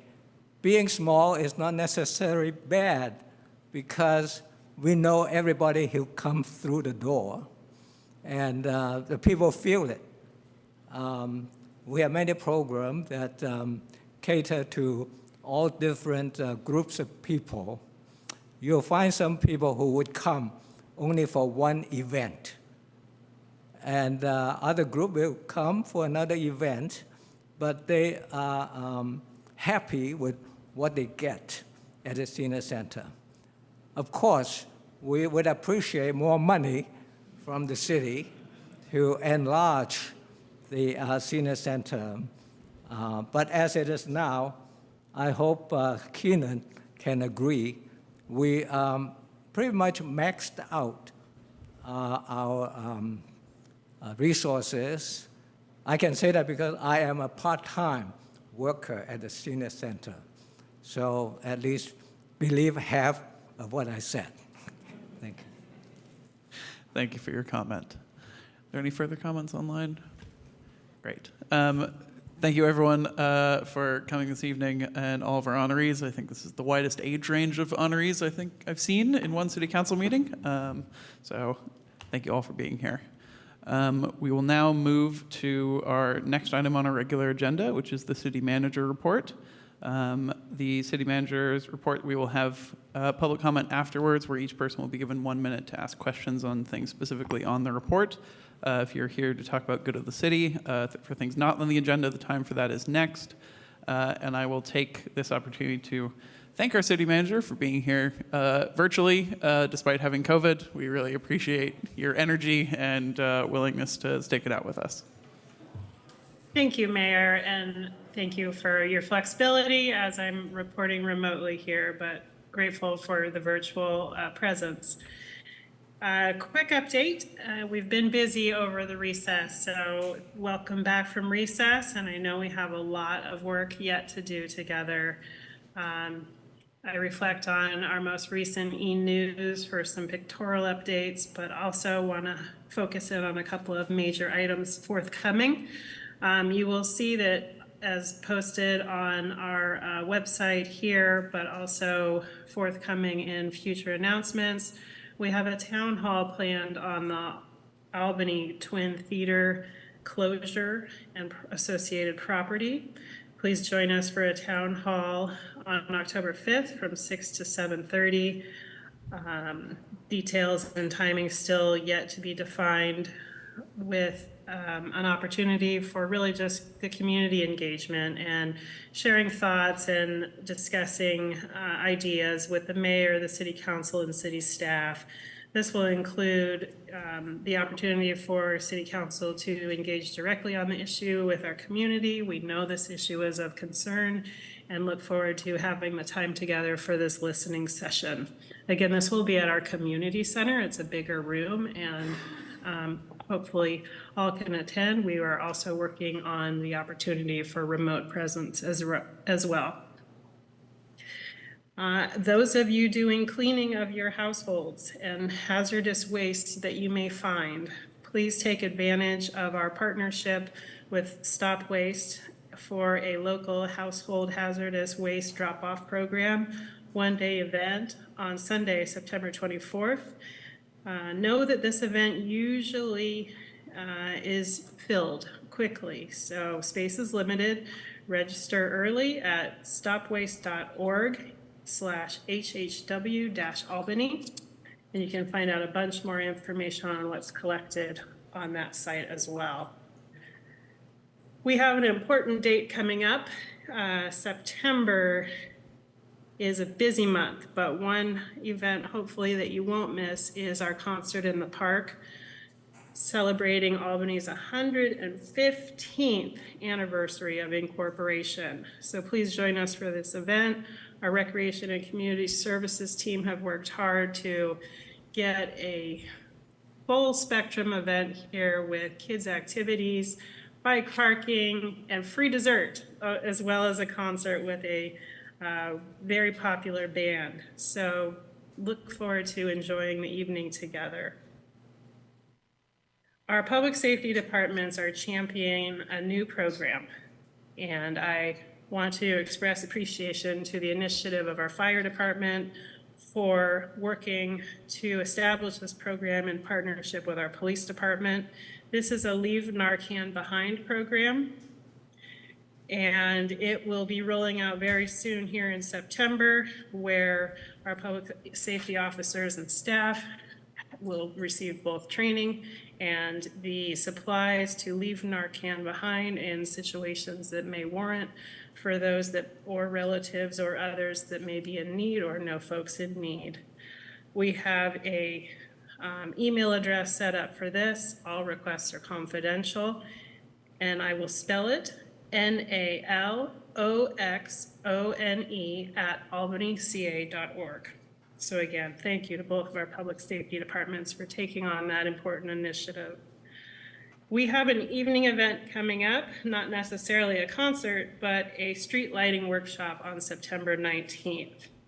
This is a great opportunity to learn firsthand the intricate details of streetlights, which is quite a complex area, but this will be a very hands-on, I guess visual, more than hands-on opportunity to check out the dynamics of our streetlights and help with some decision-making underway. All are welcome, and it will be 6 to 9 p.m. starting at the Albany Senior Center at 846 Masonic, and we will have a bunch of different lighting options on display. Albany Local Week is also in September, 18th through the 24th. This is an opportunity to celebrate everything within Albany. And we have our businesses, our parks, and all attractions will be featured during this event and the week. including some pop-ups that will be happening. So the best location to get more information as we post it will be albanyca.org/Albany Local Week. Our staff dedicated to economic development and fostering the unique, wonderful community we have developed an article that has been published in Berkeley Side that we're very proud of. There's plenty to savor in Albany, and we've linked it in our e-news as well, so you can find that article. But basically it walks through a day in the life, wandering around Albany and enjoying all of its features. So please take some time to check that out and share it wide. We're very proud of all we have to recognize within our community. A couple more quick updates on some upcoming community programs and events. Solano Stroll is coming up very soon. Saturday, September 9th, we'll have the Stroll-ish, as well as September 10th for the actual stroll. This is a very popular event backed by popular demand and looking like a great opportunity for all involved. So looking forward to that event. Also, Best of Albany is upcoming. Best of Albany 2023 is a program presented by our Albany Chamber of Commerce to recognize our local businesses, organizations, and people. Voting is open, and please take the opportunity to vote for all of your favorites. We have a link for the Chamber of Commerce information, Best of Albany nominations. And I understand that my timing is a little off with our city clerk, so anyone that needs a link to anything going forward, please just email us and let us know. The Albany Community Triathlon is forthcoming on September 17th. This will be on and around Memorial Park. Thank you to all the community members for putting this event together to directly support our athletes locally. And a quick update on Coffee with the Cops. We had 2 events over the August recess, on August 9th and also on August 30th. Good turnout at both events with different community groups and folks throughout. And our next event will be on October 31st from 3 to 4 on the Greenway.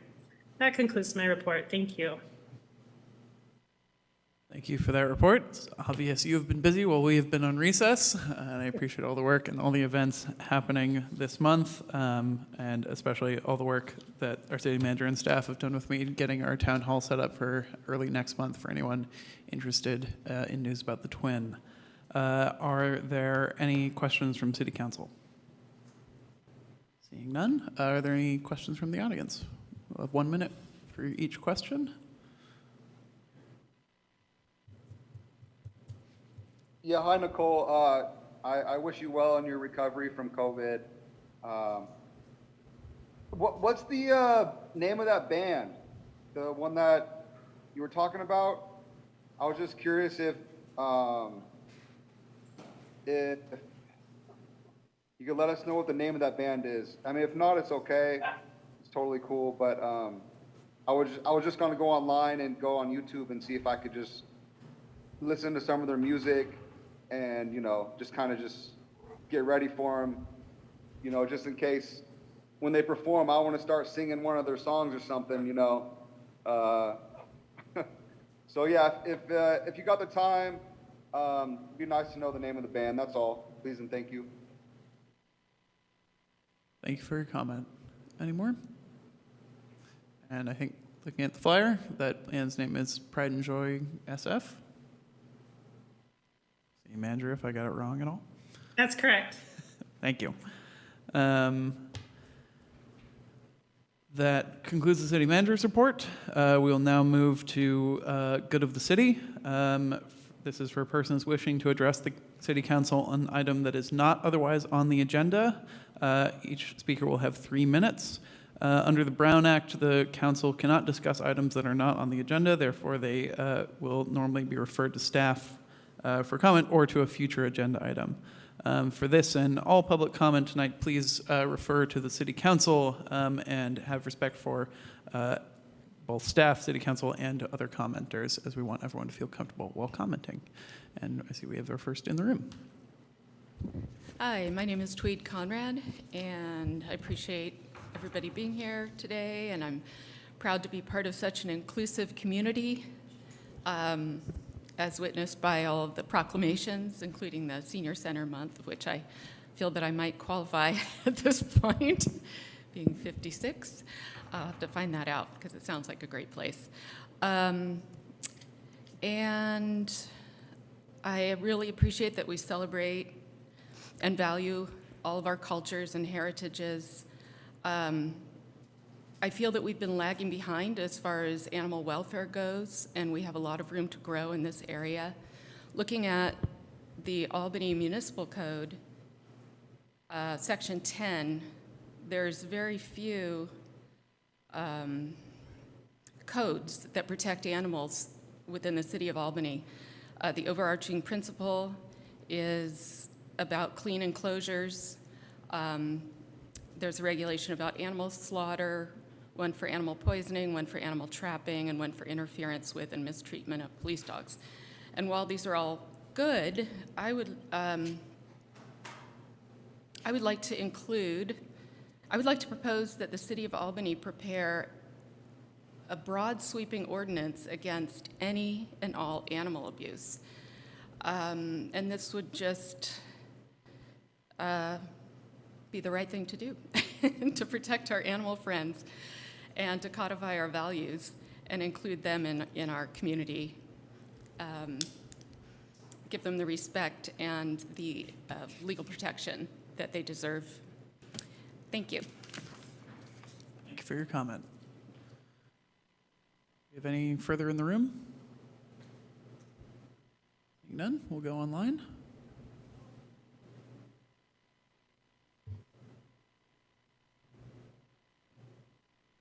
Okay. Yeah, welcome back, City Council from break. Hope you enjoyed your time. I know I did. Obviously, I had to find something else to do at night at 7 o'clock. So I went back to watching Jeopardy. So it's all good and Wheel of Fortune. So it felt good. All these city meetings, 2 or 3 of them a week, kind of takes away my Jeopardy time. But, I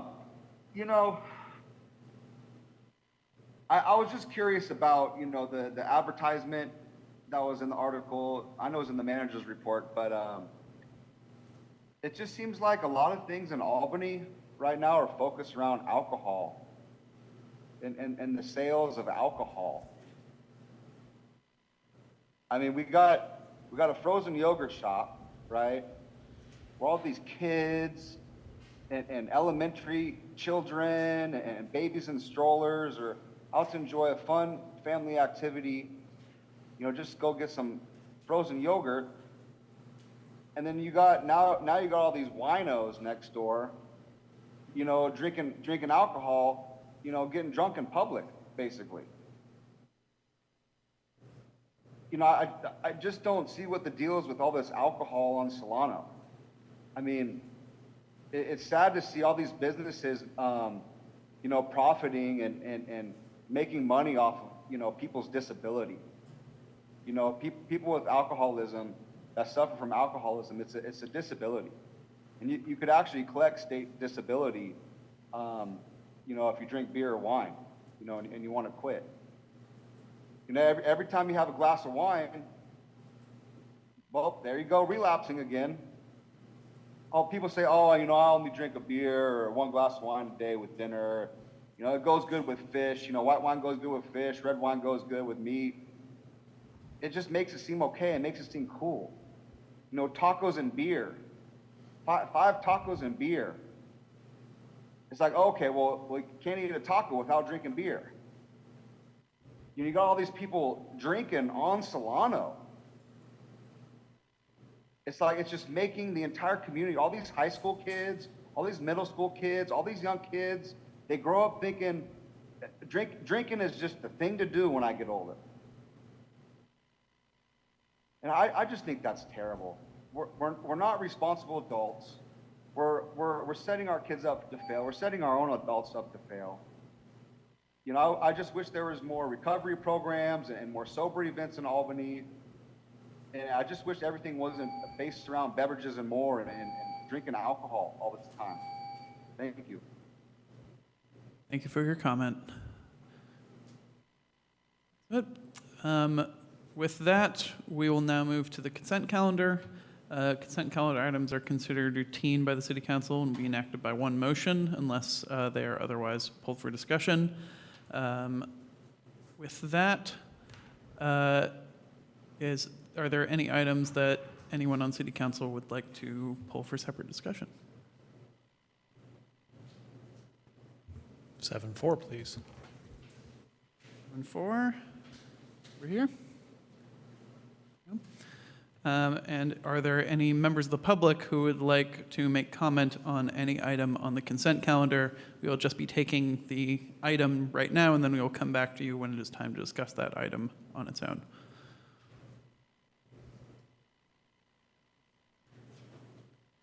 I'm sorry, did I miss the public comments, or is there going to be something else? Oh, sorry, if we missed you, then we can reopen public comment for this moment and go right ahead. Are you sure? Go for it. Oh, okay. It's going to be quick. I'm not going to. Okay. We appreciate that. I just have 3 bullet points. One, like I said, my name is Randolph. I sent the City Council an email, so please be aware of that. Second, disabled parking. I've noticed that there's a great amount of people parking disabled parking on Solano. They are not disabled.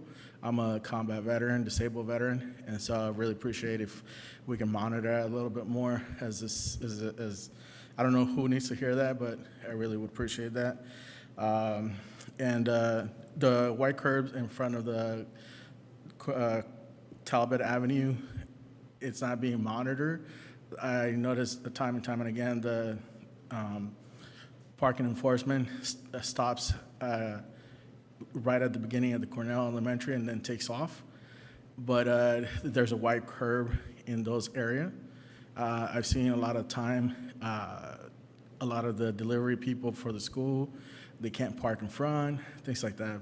So I really appreciate if those 3 bullet points get taken note of. I appreciate it. Thank you for your comment. Sticking with us. We'll refer some of those to staff. Now, if there is anyone who has any items on the consent calendar that they would like to make comment on, please note those now. Jeremiah 7, 2, and 4, please. Thank you. Any other comments? Looking around the room, seeing any. We will go to 7.2, which is our ratification of payroll. And can we have the public commenter make their comment? Yeah, so we had a closed session item about a city staff member having two city staff jobs, which is the assistant city manager, which is a paid position, paid job. I'm sure you get paid hourly if you're the assistant city manager. And then Isabel was also the acting recreation services manager or coordinator. I forget if it was specifically the manager or the coordinator or supervisor. But regardless of the name there, I was wondering if she was getting paid for both jobs. I mean, is she getting 2 paychecks? Is this ratification of this payroll? Is it paying Isabel holding down 2 city jobs? And then also, second part of that real quick is for Sid. Now you gave him Isabel's job for the recreation. And so now Sid is not the manager anymore, and now he's the coordinator, because Sid was the manager, right? So now is the manager position open? Or is he the manager and the supervisor, or the manager and the coordinator? Does Sid have 2 jobs? Or it's just a little bit more transparency on how many jobs, how many paid jobs can a city, one person have in city staff? Sorry, it was kind of unorganized thoughts there, but I hope you understand just, the basic questions. Thank you. Thank you for your comment. And I see we have the city manager here to answer some of those questions. Sure, thank you, Mayor. Yes, all positions noted in this payroll are posted to our website as required for transparency purposes and best intentions. You go to our salary schedule and you will see those posted. The position of Assistant City Manager is noted, as well as the position of Recreation and Community Services Director. From time to time, staff members have shared roles. They are not paid for 2 positions. Thank you for that clarification. Any council comment on this item? None.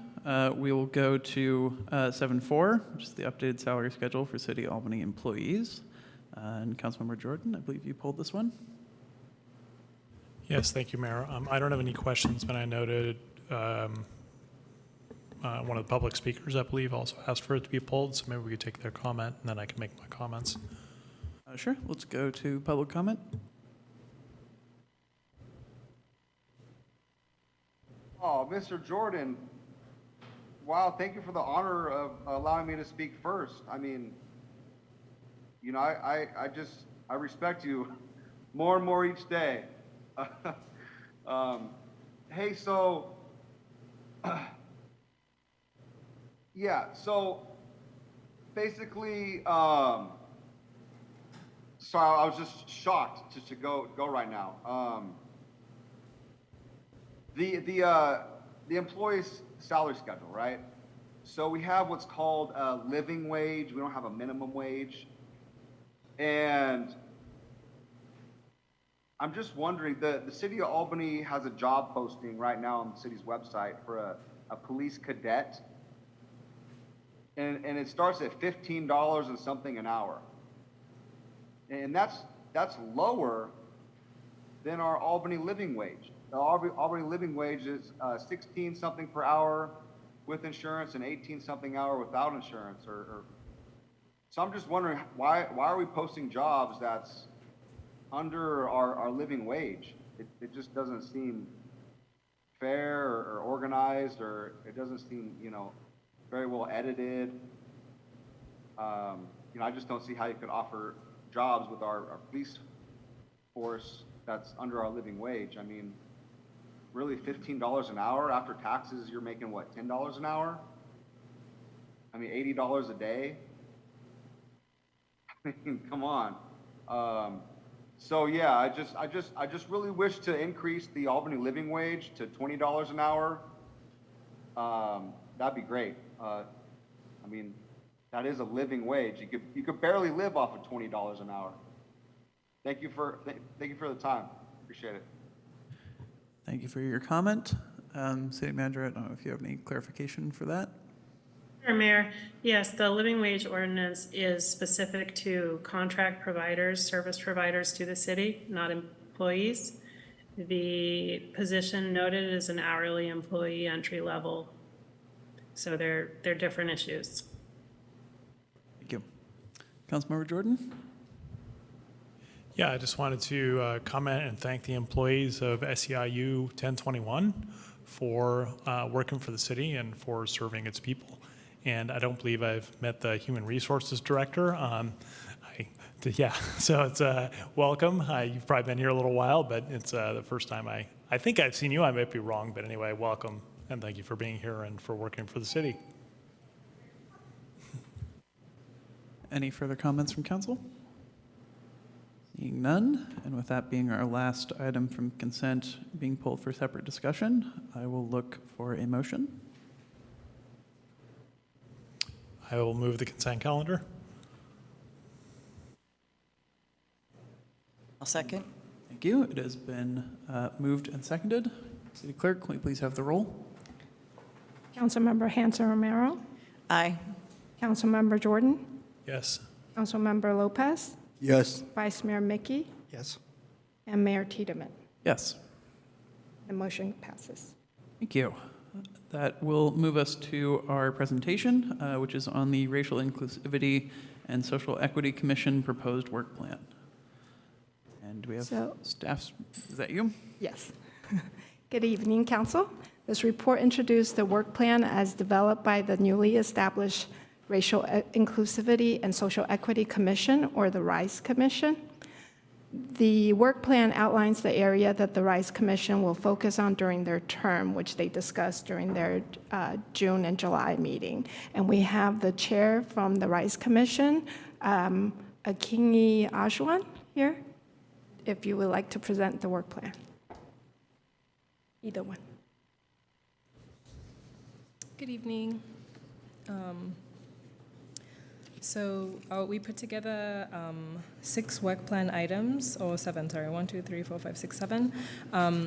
And I can give a little bit more explanation on each bullet point in my presentation. So the first work plan item is to participate in the forthcoming citywide racial equity survey process and provide recommendations to the City Council regarding insights identified in the final report for the racial equity survey, which is a carryover from the previous SEJC commission. And the main reason that this was brought forward was just to allow us to follow through with the initiative that that commission brought forward. So that's going to be spearheaded by one of our members who was previously on the SEJC.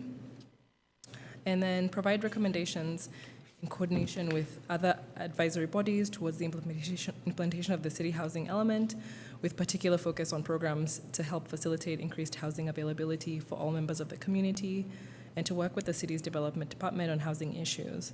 And so we wanted to partner with the community development department. Mr. Bond came and gave us a presentation in one of our, either the last or the time before the last meeting. And we were able to identify some places where the RISE Commission can kind of fill in and provide services and kind of partner with the Community Development Department so that we can have some cross-functional work that we can do together related to racial inclusivity and social equity. And the third bullet point is provide an annual recommendation to City Council on programs or services to be provided with sugar sweetened beverage tax. That's the mandatory one that's carried over. So I'm assuming that Council is well aware of that bullet point. Provide a draft recommendation of a city equity statement. This is also another carryover from the previous SCJC. And the goal is really just to have a literature that can be referenced and that we can point to and say, look, this is what Albany is signing on to. This is what we are agreeing to as it relates to the efforts that we have for the purpose of diversity, equity, inclusion, and justice. And then explore the biracial equity officer, another carryover from the previous SEJC. And so similarly, just trying to have a specific body that people can reference and go to and provide any kind of feedback that can be carried up or up into council or just like up within the hierarchical structures of the city. And then research options for a read-along program for community members of all ages to participate. So this one is a little bit trickier, and I have been informed, but mainly wanting to create educational initiatives that can help with some of the deficiencies that, or rather the blind spots, I think is a better way of putting it, of living in Albany as somebody who is a person of color, specifically Black and brown folks. I have spoken to quite a few Black people who live in Albany, and they all have instances where they've experienced microaggressions or macroaggressions, just like straight up aggressive acts. And they feel that there's, how do we combat that as a community? And my thought is that education is a powerful tool, and I really would want to put together something that can really lean into that objective of creating spaces where people can be educated in a specific, educated just in the systemic issues that we all exist within, and they're not, Albany is not excluded from. Yeah. So that is the totality of my presentation. Thank you very much for the presentation and all your work, and for being willing to serve on the commission. Are there any questions from council? Seeing none, we'll go to public comment.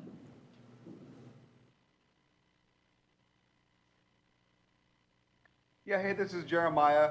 So far, I've tended to be pretty much the only public comment during the New Rise Commission meetings.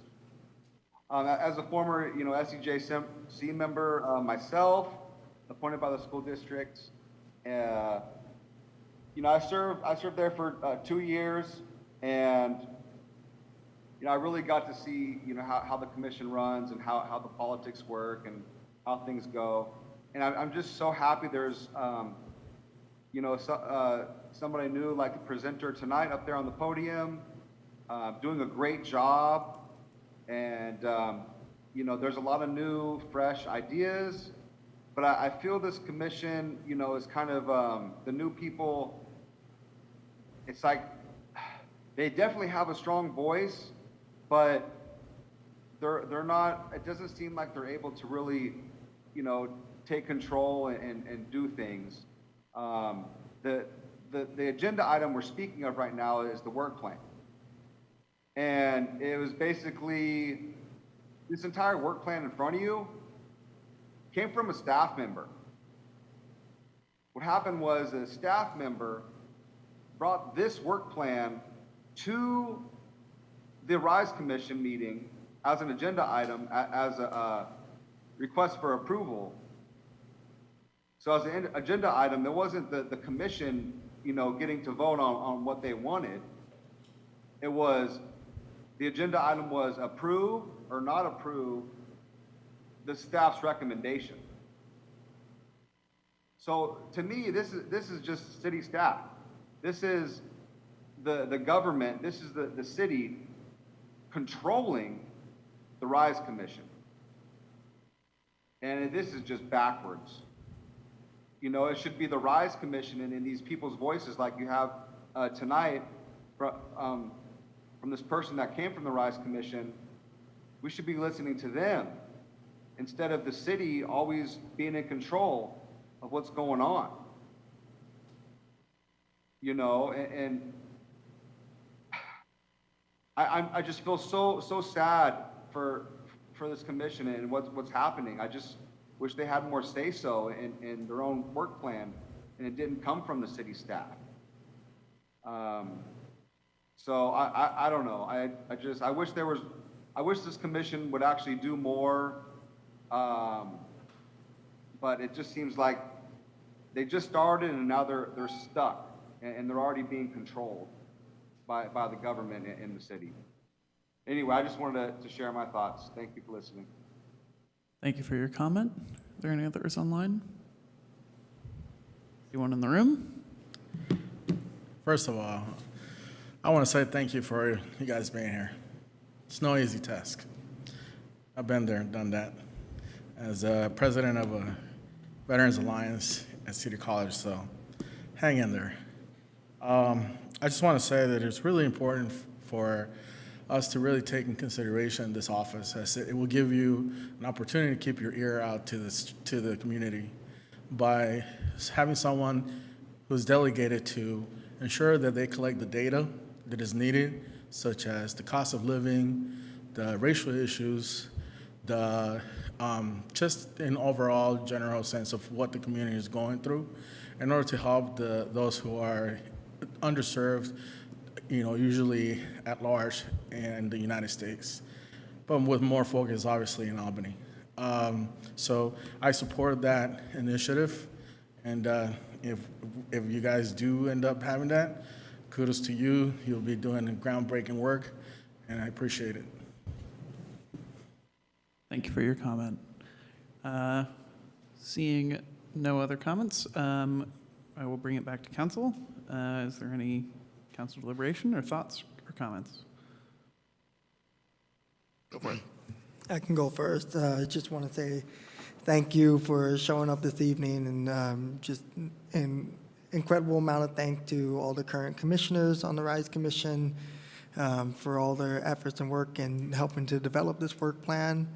I know both me and Councilmember Hanson Romero are very excited to see this happen and see it develop into fruition now. And I could just, also just share out for anyone who's listening, many of those ideas that were shared were previous ideas that were developed by Commissioner Rios and Commissioner Lindsay and myself back when it was formerly the SEJC. And so to now see it move forward in collaboration with other current commissioners is a beautiful thing. And definitely appreciate staff helping to support that and to bring it to where it's at now. I believe that clarification is very important, that this was all work driven by past SEJC members and current RISE commissioners.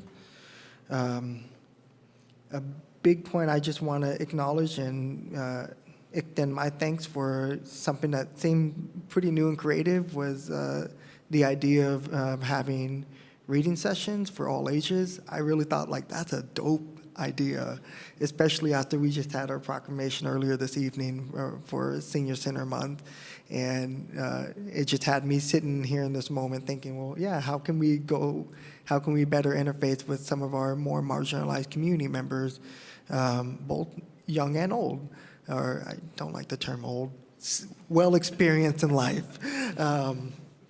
And, it just makes me think of the age-old question of why are proclamations so important? Do they really do anything? And, I think of my son, Mateo. I think of my neighbor who's Muslim named Ahmed, and I see these young people who need that acknowledgement, and they need the work of your commission and these ideas that you're bringing about now, because when these reading group ideas come to life, or these reading sessions come to life, I would love for my son to be part of that and to hear from other folks at different experiences or different age groups. And I just, again, just my long-winded way of saying thank you for, one, sprouting off of past ideas, but also carving out a path of your own. To you and all the other fellow commissioners, again, it's just really beautiful to see that develop. Appreciate it, and thank you.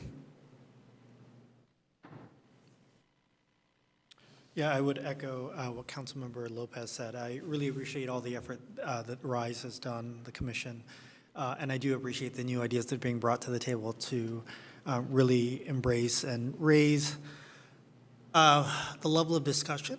So across the various age groups, I would also offer that in my hope is that RISE as a commission moves beyond just the commission, and that the efforts that are being done at the RISE Commission and the discussions that are happening there are truly integrated into all of our commissions, so that the RISE Commission can focus on maybe what I would say is a leading edge, or the most pressing issues where transportation can be also considering everything that RISE is considering, and how does it affect everyone within the community, and same with our Planning Commission. And so I really hope that this is the beginning of something that can truly influence all of our commissions in the future.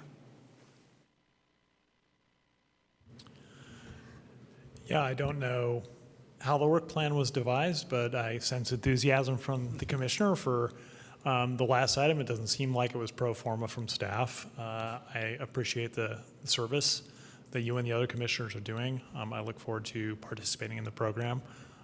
Should have fit with my family care schedule. I am taken by a comment that a commenter made earlier, that there is a position advertised in Albany for less than Albany's living wage. I don't see that. I just looked at our salary schedule. I don't see that particular classification in our salary schedule, so I'm tempted to ask to add that to this work plan, kind of a review of that situation and what its implications are, because I'm not entirely comfortable with that situation being the way it is. Now, I don't know, police cadet. So obviously it sounds like an entry-level position, but if we have a living wage for contractors, I would think we should have the living wage apply to anybody that the city hires as well. So one avenue would be for the RISE Commission to add that to their work plan, to look into that further. It's probably something that the Financial Advisory Committee should look at as well in terms of financial implications. So that's a suggestion for the council to deliberate.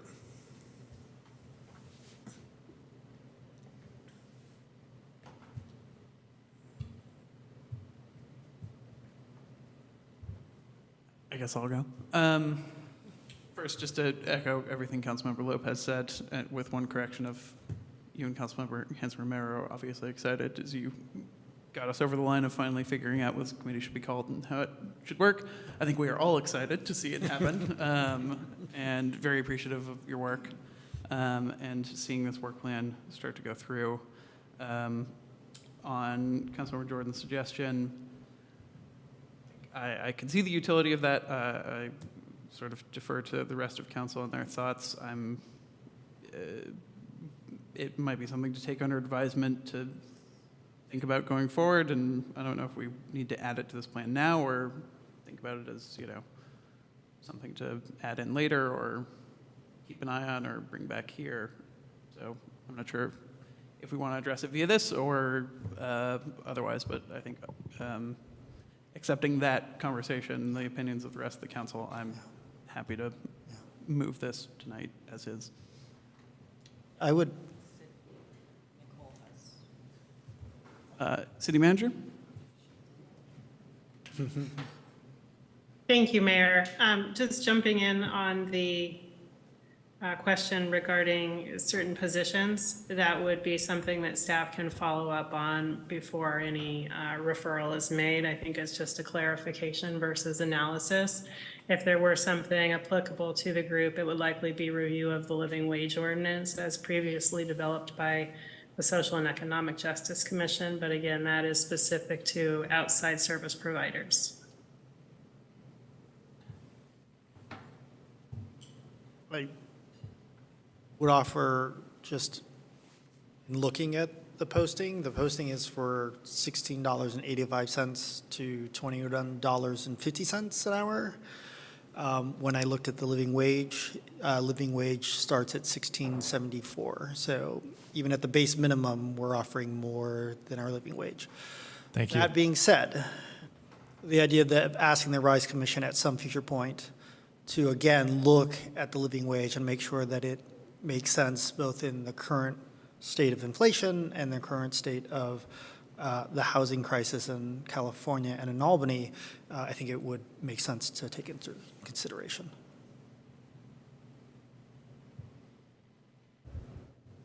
Any further discussion?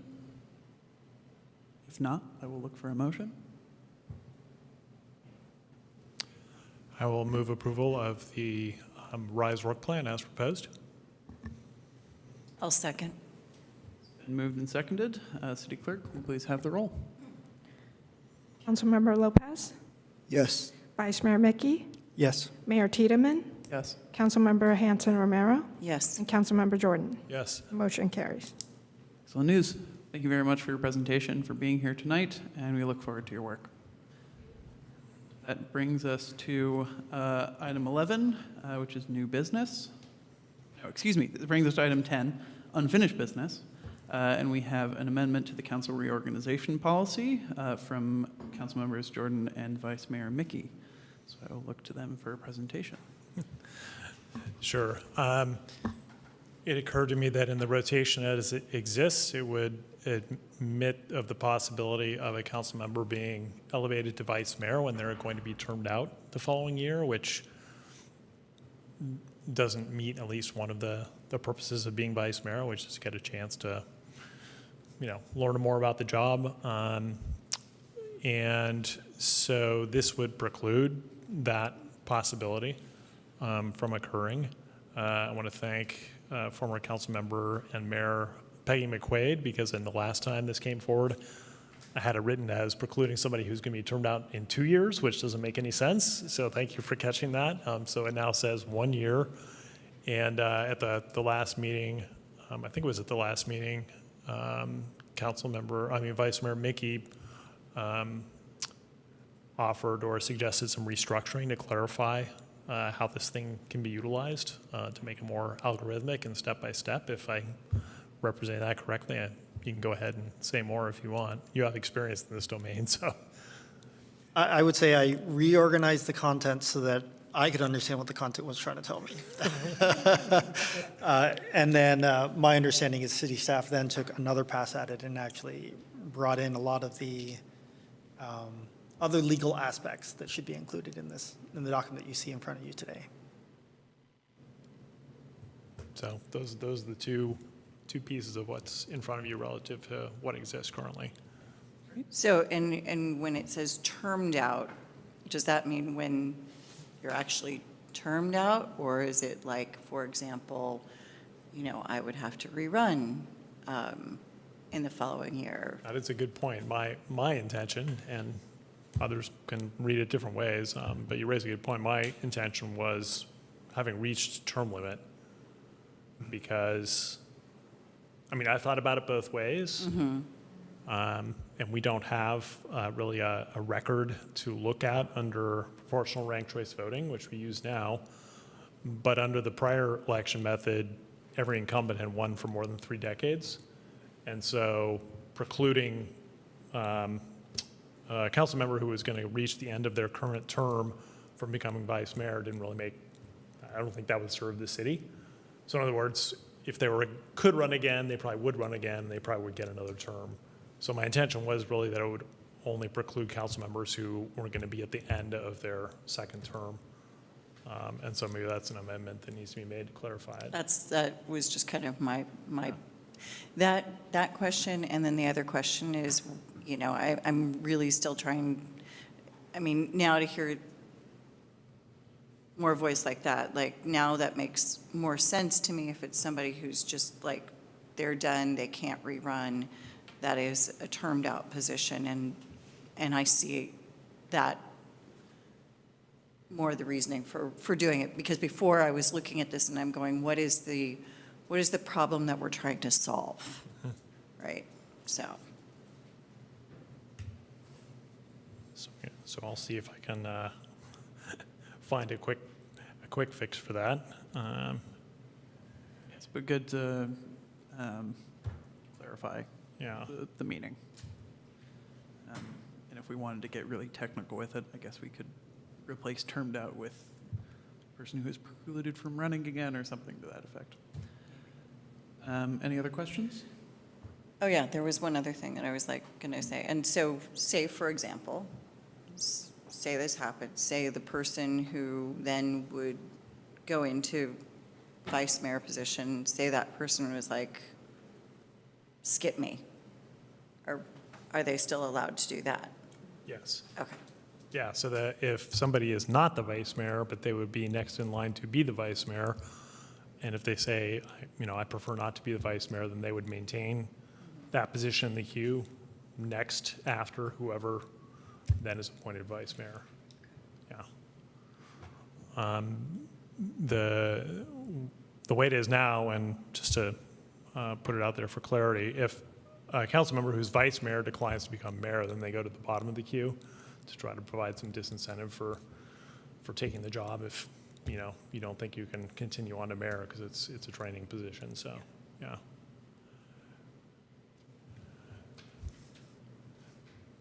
If there's no other questions from those of us who didn't write this, we will go to public comment. We have one in the room. I think this is a great idea, but I also want to advise you or recommend that you include a clause for special circumstances, whereas to the person can stay on board since we all just experienced the pandemic. I think that warrants a clause that can keep that person in their position for such type of event. Thank you for your comment. Do we have any online?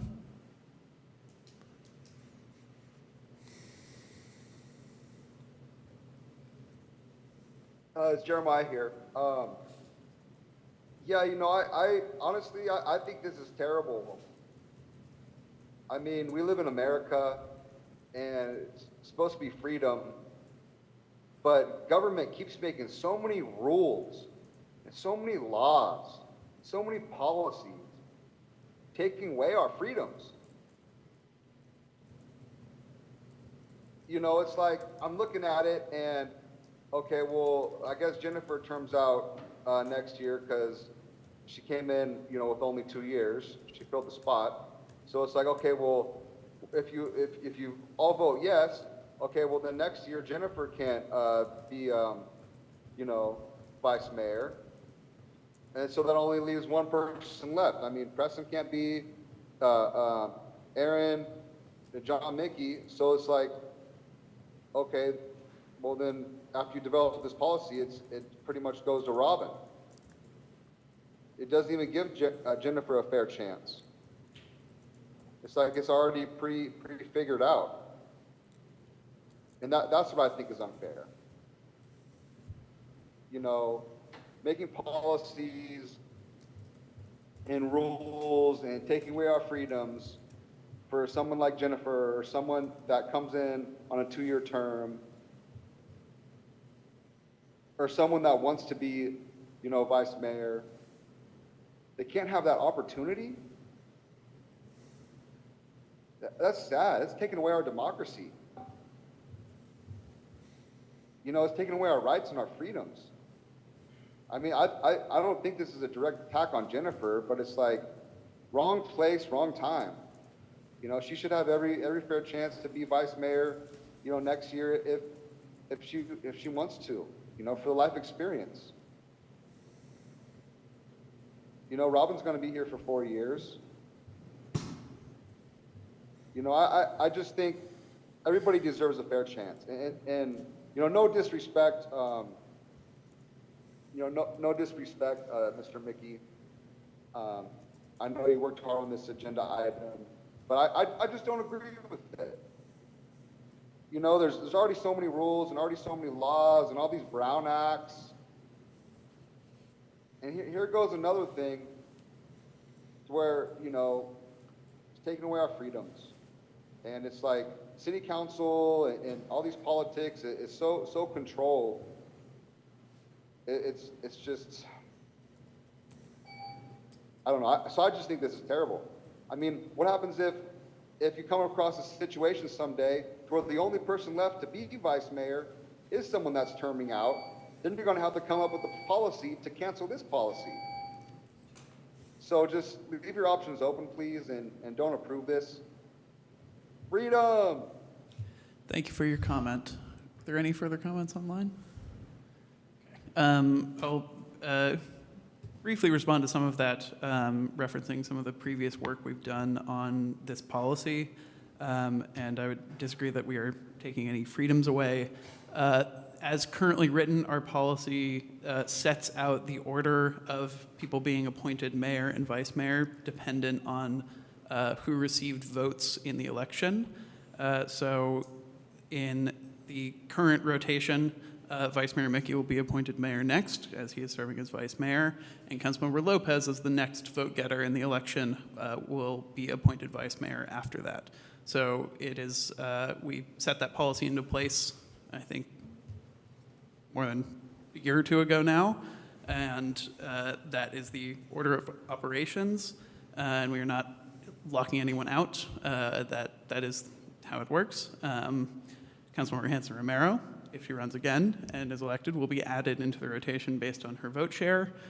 We also approved a amendment to this policy within the past year, I think, stating that appointees are not eligible to become mayor, which was a deliberate effort to preserve the will of the voters, in fact, and make it so that the people who who are eligible to become mayor are those who have been elected and have that mandate from the people in Albany.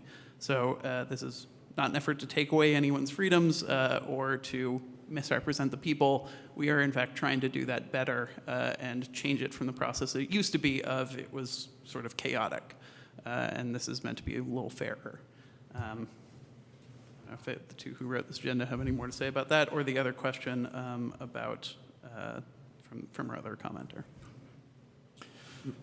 I had a question for Mala. So the term "terms out," is that, my understanding that what that means is when you can no longer legally run again, as opposed to the end of your first term or your appointment. So just a clarification before conversation continues. I think that's clear. I think that's correct. We could be a little bit more clear if we just wanted to be. I think Councilmember Jordan made a reference to at the end of the second term, if we wanted to be more abundantly clear, but I think that was the intent. So I would argue to leave it at terms out, because Nick Pilch and Jennifer, you both have been in slightly odd situations where, actually this is a question for Mala, but my understanding, Jennifer, is having been appointed for 2 years, you could run for council for 4 years, but I don't believe you could run for council again. Correct. Is that correct? Yeah. 2 years is considered one term. And, so when she runs for a full 4 years, that would be considered a second term? Correct. Oh, okay, then never mind. Which is funny to me because if I'm appointed, I would think that there would be 2 additional terms that I could. Well, according to the charter, anyone who's in office for 2 years or more is considered one term. Okay. Correct. And then just to clarify, everything that the city clerk said is accurate under section 2.02, but you could run again after a 2-year period is lapsed. So there needs to be a 2-year gap. No.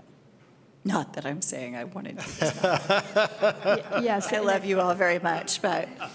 It doesn't mean you're termed out. It doesn't mean that you're termed out forever.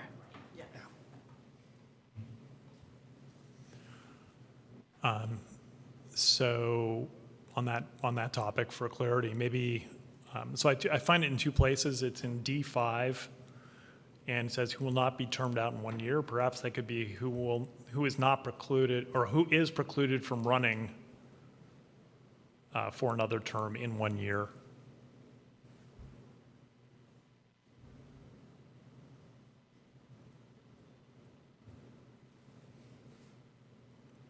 A bit more awkward construction, but I think it's, well, I don't know.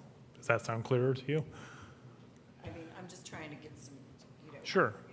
questions and just make sure everybody's on the same page of what that means. Yeah. And then that would also be in subsection E, because it's. Yes. Yeah.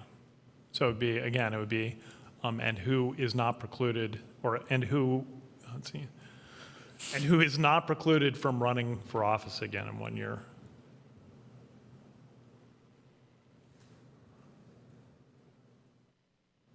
Okay, I'll move on. This is the part that makes my head hurt a little bit when we're.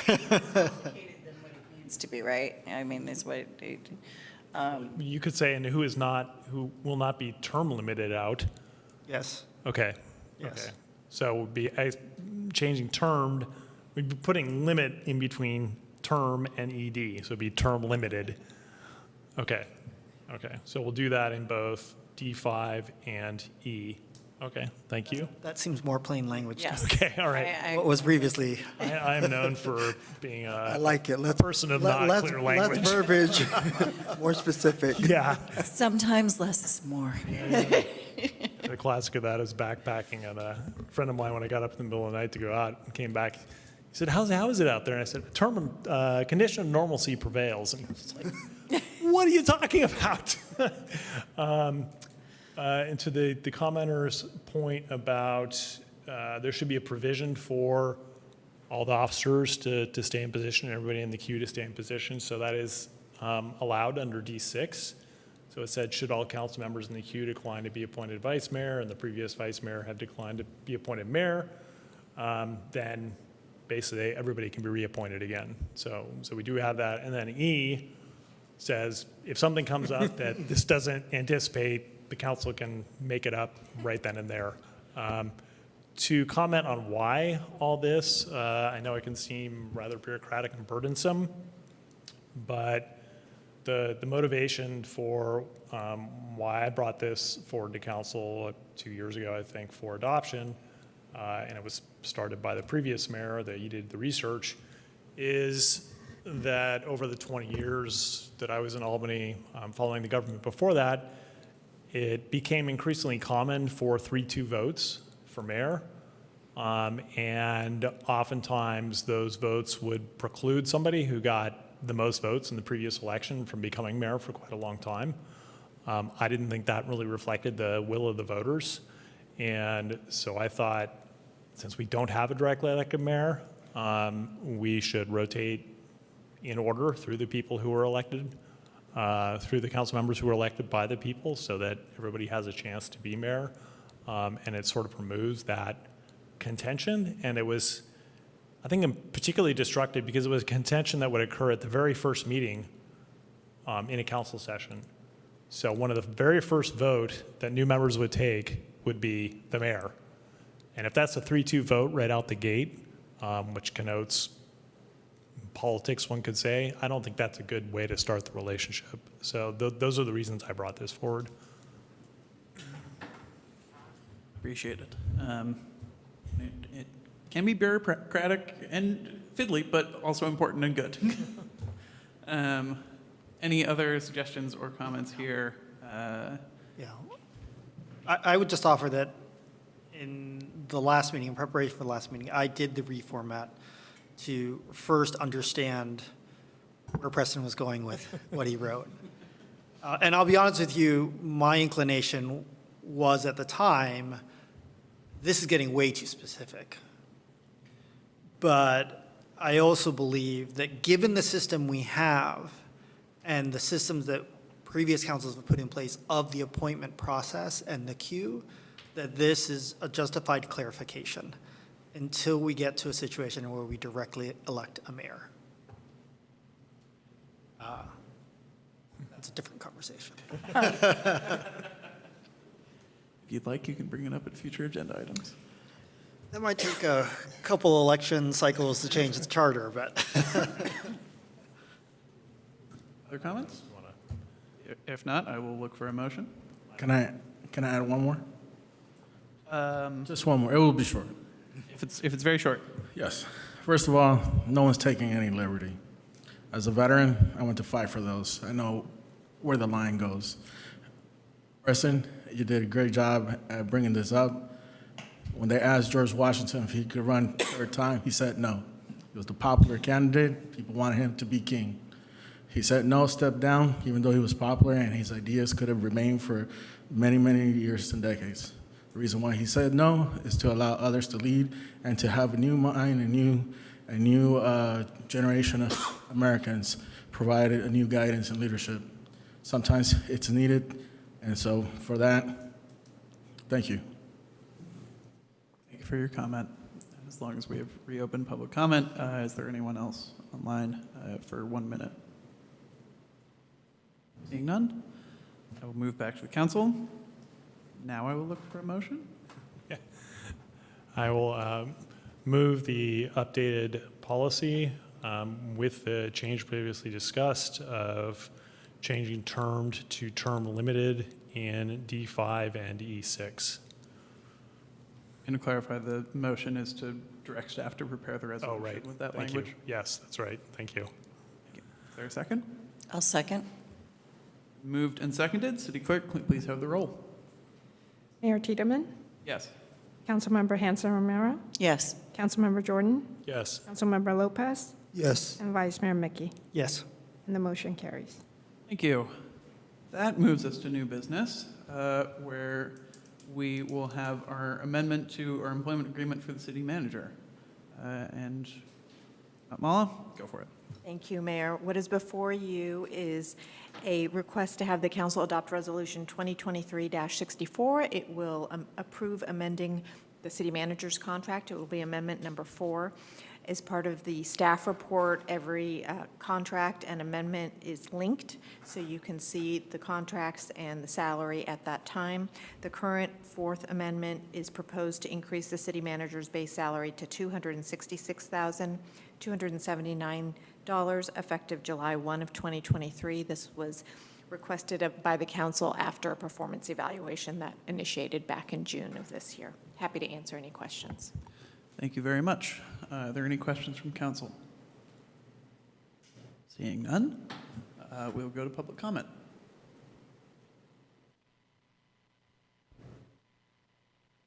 I do appreciate this agenda item being, before midnight.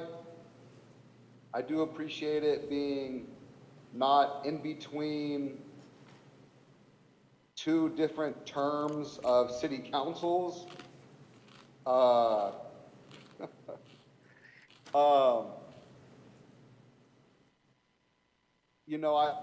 did actually request, if the city manager is going to ask for a raise, hopefully, she does it in the proper times.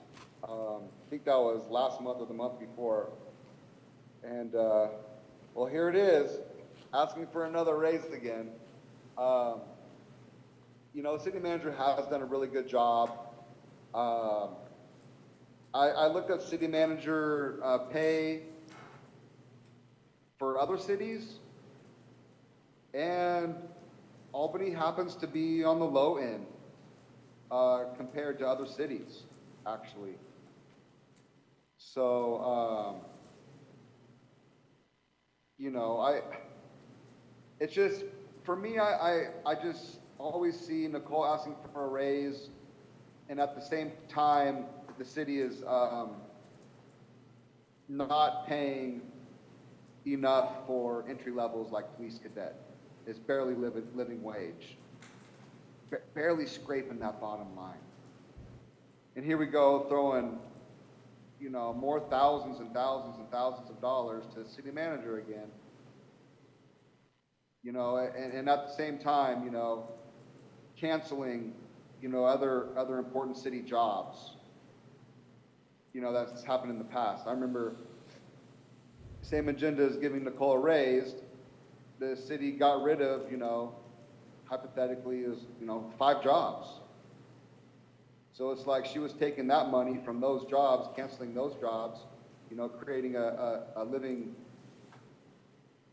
wage for 5 people, and just taking that herself, into one person. I always thought it kind of a selfish act. As city manager, you should be creating jobs instead of taking it away from others and pocketing the money, pocketing the difference yourself. Just seemed kind of greedy. I was just wondering if there, what was Nicole's starting salary when she first started? Is it, did she start out? Because I think she had $200,000 not too long ago, and she was making the same as the police chief, $101 an hour. So with this increase, what's her hourly wage? That's what I really want to know is, I couldn't find what her hourly wage is now. So if we could figure out the hourly wage, that'd be great. Thank you. Thank you for your comment. Are there any further commenters? Great. Before we go forward, I'd just like to clarify, we're not eliminating any roles to fund this, and I do not believe that our agendas, when we've discussed this before, as we do yearly, have included the elimination of roles along with this. I can't remember a time that we've really done that while I've been on council. We had a question about the hourly rate. I don't know, Mala, if you have that information. I have the annual base salary for each year, which is also, as I mentioned, in the staff report with links to each agreement. But the original agreement was executed in January of 2018, and that base salary was $178,236. Thank you. Are there any other comments from council members? Yeah, I would just note that it's what's called an exempt employee, which is an employee that's not paid hourly, they're paid salary. The position of a salaried employee is to essentially do the work, however much time it takes, obviously within reason. I think it's fair to say, without having discussed this with the city manager, that this is more than a 40-hour-a-week job by far. Therefore, one can't apply the conventional 2,080 hours and divide the salary by that, come up with that, what the hourly pay is. And in terms of the salary, it's, we live in a market economy. So it is the salary that it needs to be in order to attract the talent to the job that needs to be attracted. And we've been fortunate to have the city manager we have, and we don't want to lose her. I'll just say ditto to that, because thank you. That you were taking a lot of the words right out of my mouth, just used a lot more, so. As per convention. I should say, since I did just say something, we don't want to lose our city manager, I don't want anybody to think that she has given any indication of that. But as a council, that's something that we're charged with keeping our eye on.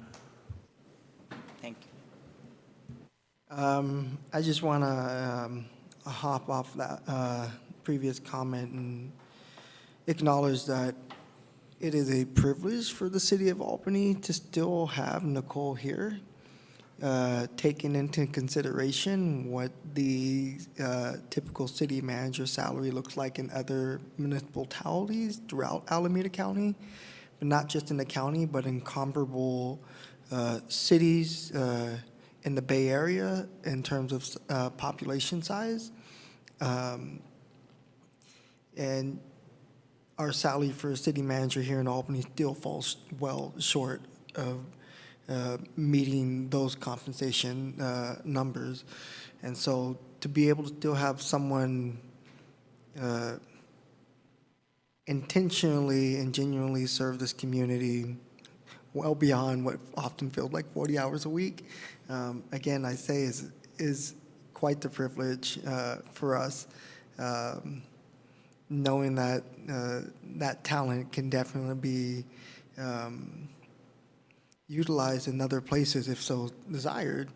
I don't need to go down the rabbit hole of why there's so much to be appreciated about Nicole's services, our city manager's services, the impact of their presence, both in person and online. Even at some of the most craziest hours, making sure that we as a community, not just city council members, but we as a community are notified when things are happening, good or bad. Just my plug, please sign up for AC alerts. But yes, I just want to make that very clear. Again, going to be my third time saying it, third's a charm, but it is a privilege. It is our privilege. It is the city's privilege to have someone like Nicole still willing to serve this community, knowing what compensation can look like in other neighboring cities. Yeah, I mean, I would echo what all the council members have said so far, and I think particularly for me, one of the qualities that I truly appreciate in Nicole is that she really anticipates what the city needs, and so just in the preparation of recognizing that she was getting a new, essentially a new council, 3 new council members, and the work that went into getting her staff ready and getting us ready to step into the role of this role has been impressive. And then the more and more that I learn about how much she truly cares and is involved in what our community does. And I think to echo what Councilmember Lopez said, I think one of the things that I value the most is that she has been here for a long time and that she has been a steady hand at the helm, particularly through COVID. And to bring in, it is football season, to bring in football analogies. One of the things I love about the Pittsburgh Steelers and why I follow them is that they have consistently kept their head coach. They've had 3 head coaches. And I think there's a huge benefit of that to a community like Albany where we don't have mayors that serve for 30 years. We don't have council members that spend most of their life on the council. And so to have someone who has the experience and can help guide all of us as a community and as council members is highly beneficial. And I would add to what Councilmember Jordan said, it's not only recruit, but it's also kind of retain, retain the staff that we have and the city manager that we have. For my part, I will briefly echo what everyone else has said to hammer home the point of this is not a 40-hour work week job. I think we see evidence of that every day, not least of which is that Nicole has been at this meeting despite being sick and routinely is on the ball whenever there is a crisis to keep us updated and manage it, no matter what time of day it happens, and no matter if she's on vacation. So we appreciate her and, in fact, wish she would take more time off for her own well-being to spend time with her family. Though we truly appreciate her work, and I'll just say my appreciation for this council. If this was a very easy process to go through of this evaluation and making this decision, I don't think there was any doubt on our sides of that it was the right thing to do, and really communicates our real valuation of what we have in our city manager. And with that, I will make the motion that we adopt resolution number 2023-64, approving amendment number 4 to the employment agreement of the city manager. I'll second that. Moved and seconded. City Clerk, can we please call the roll? Councilmember Jordan? Yes. Councilmember Lopez? Yes. Vice Mayor Mickey? Yes. Mayor Tiedemann? Yes. And Councilmember Hanson Romero? Yes. The motion carries. Thank you all. That brings us to item number 12, council subcommittee reports and other appointed representation for Albany. I'm imagining we may not have a ton because hopefully everything was in recess, but I will quickly go around and see if there's anything. The only thing that I'll point out is that, and you had brought it up earlier, the Stop Waste, that we have, the different events that are happening, and Timothy Burrows, the executive director of Stop Waste, sent all of us an email kind of recapping some of the programs that are coming through on that, so just to highlight that. But we'll be meeting again soon, so. Yeah, no official meetings, but maybe it's worth relaying. I met with Rewiring America, which is a building electrification advocacy nonprofit. Specifically, they've put together a policy menu guide for local elected officials. And so I contacted them about the possibility of including Albany's user tax approach, which they're quite interested in. So they took information on that and may be updating their policy guide to include that option. I also met with the Center for Independent Living regarding Albany's approach to sidewalk maintenance, because they're quite interested in learning more about that with the possibility of advocating that to other cities. I will briefly say there's a couple meetings that happened after our last one in July, but I won't try and summarize them all.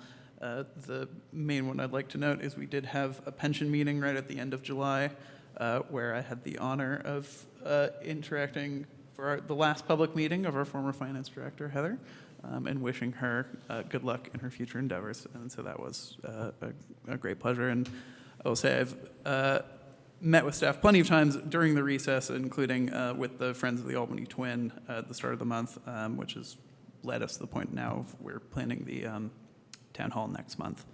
So we're looking forward to that. Over here. Yeah, for Giltrack Farm, we did not have a meeting, but there are plans and preparation on the way for the Giltrack Farm Harvest Festival on October 29th. More information will be coming forth with that. For the Alameda County Mosquito Abatement District, I was not able, unfortunately, to attend the August meeting because I caught COVID.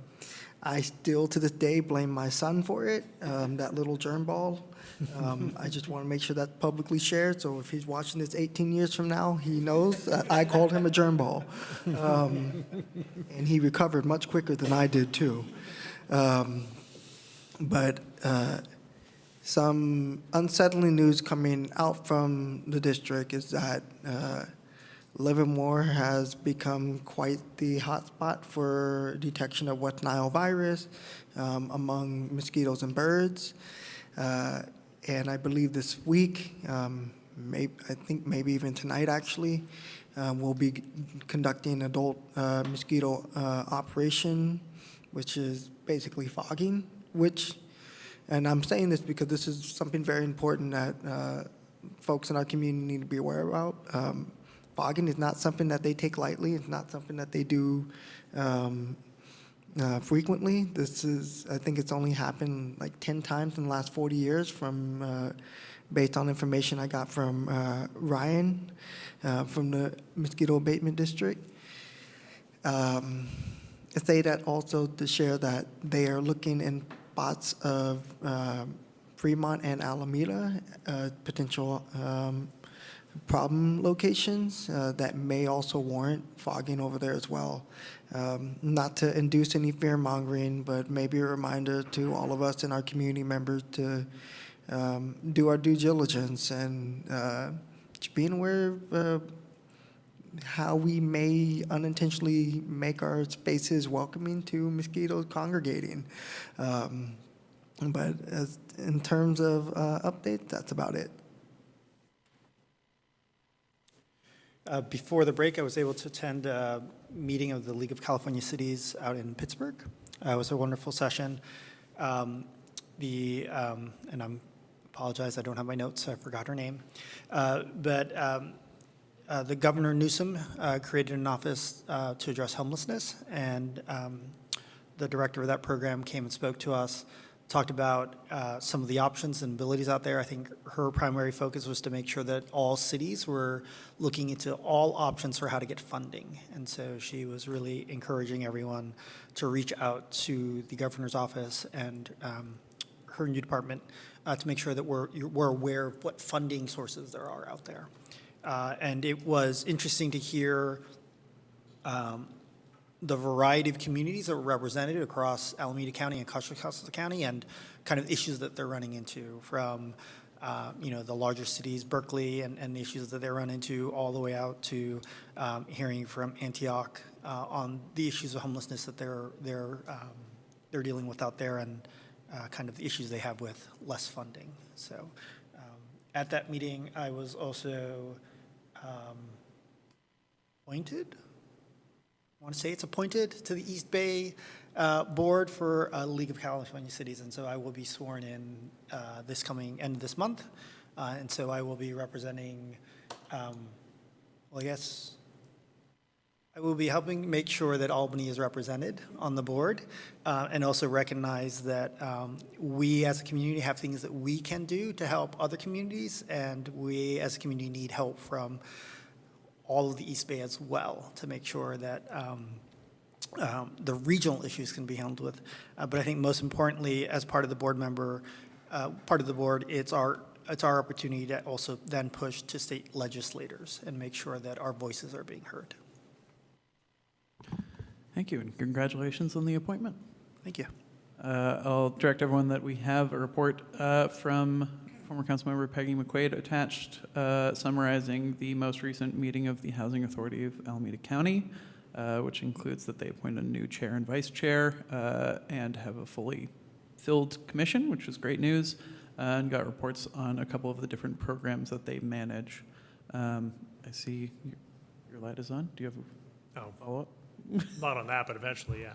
Go for it. Okay. Now is the time. Yeah, I just wanted to thank you, Councilmember Lopez, for reporting on Mosquito Abatement District, and to underscore, from my experience, I served as Albany's representative for the prior 2 years. There was never any even mention of fogging in those 2 years. So it just goes to how seriously they take it, as you pointed out, and the seriousness of the situation. I don't know offhand which species is responsible or is a West Nile vector. I don't know if it's the type of species that can live in somebody's and breed in somebody's backyard if they have standing water. But as a general rule, I encourage people to not have standing water on their property. Tip all your buckets and make sure you don't have standing water.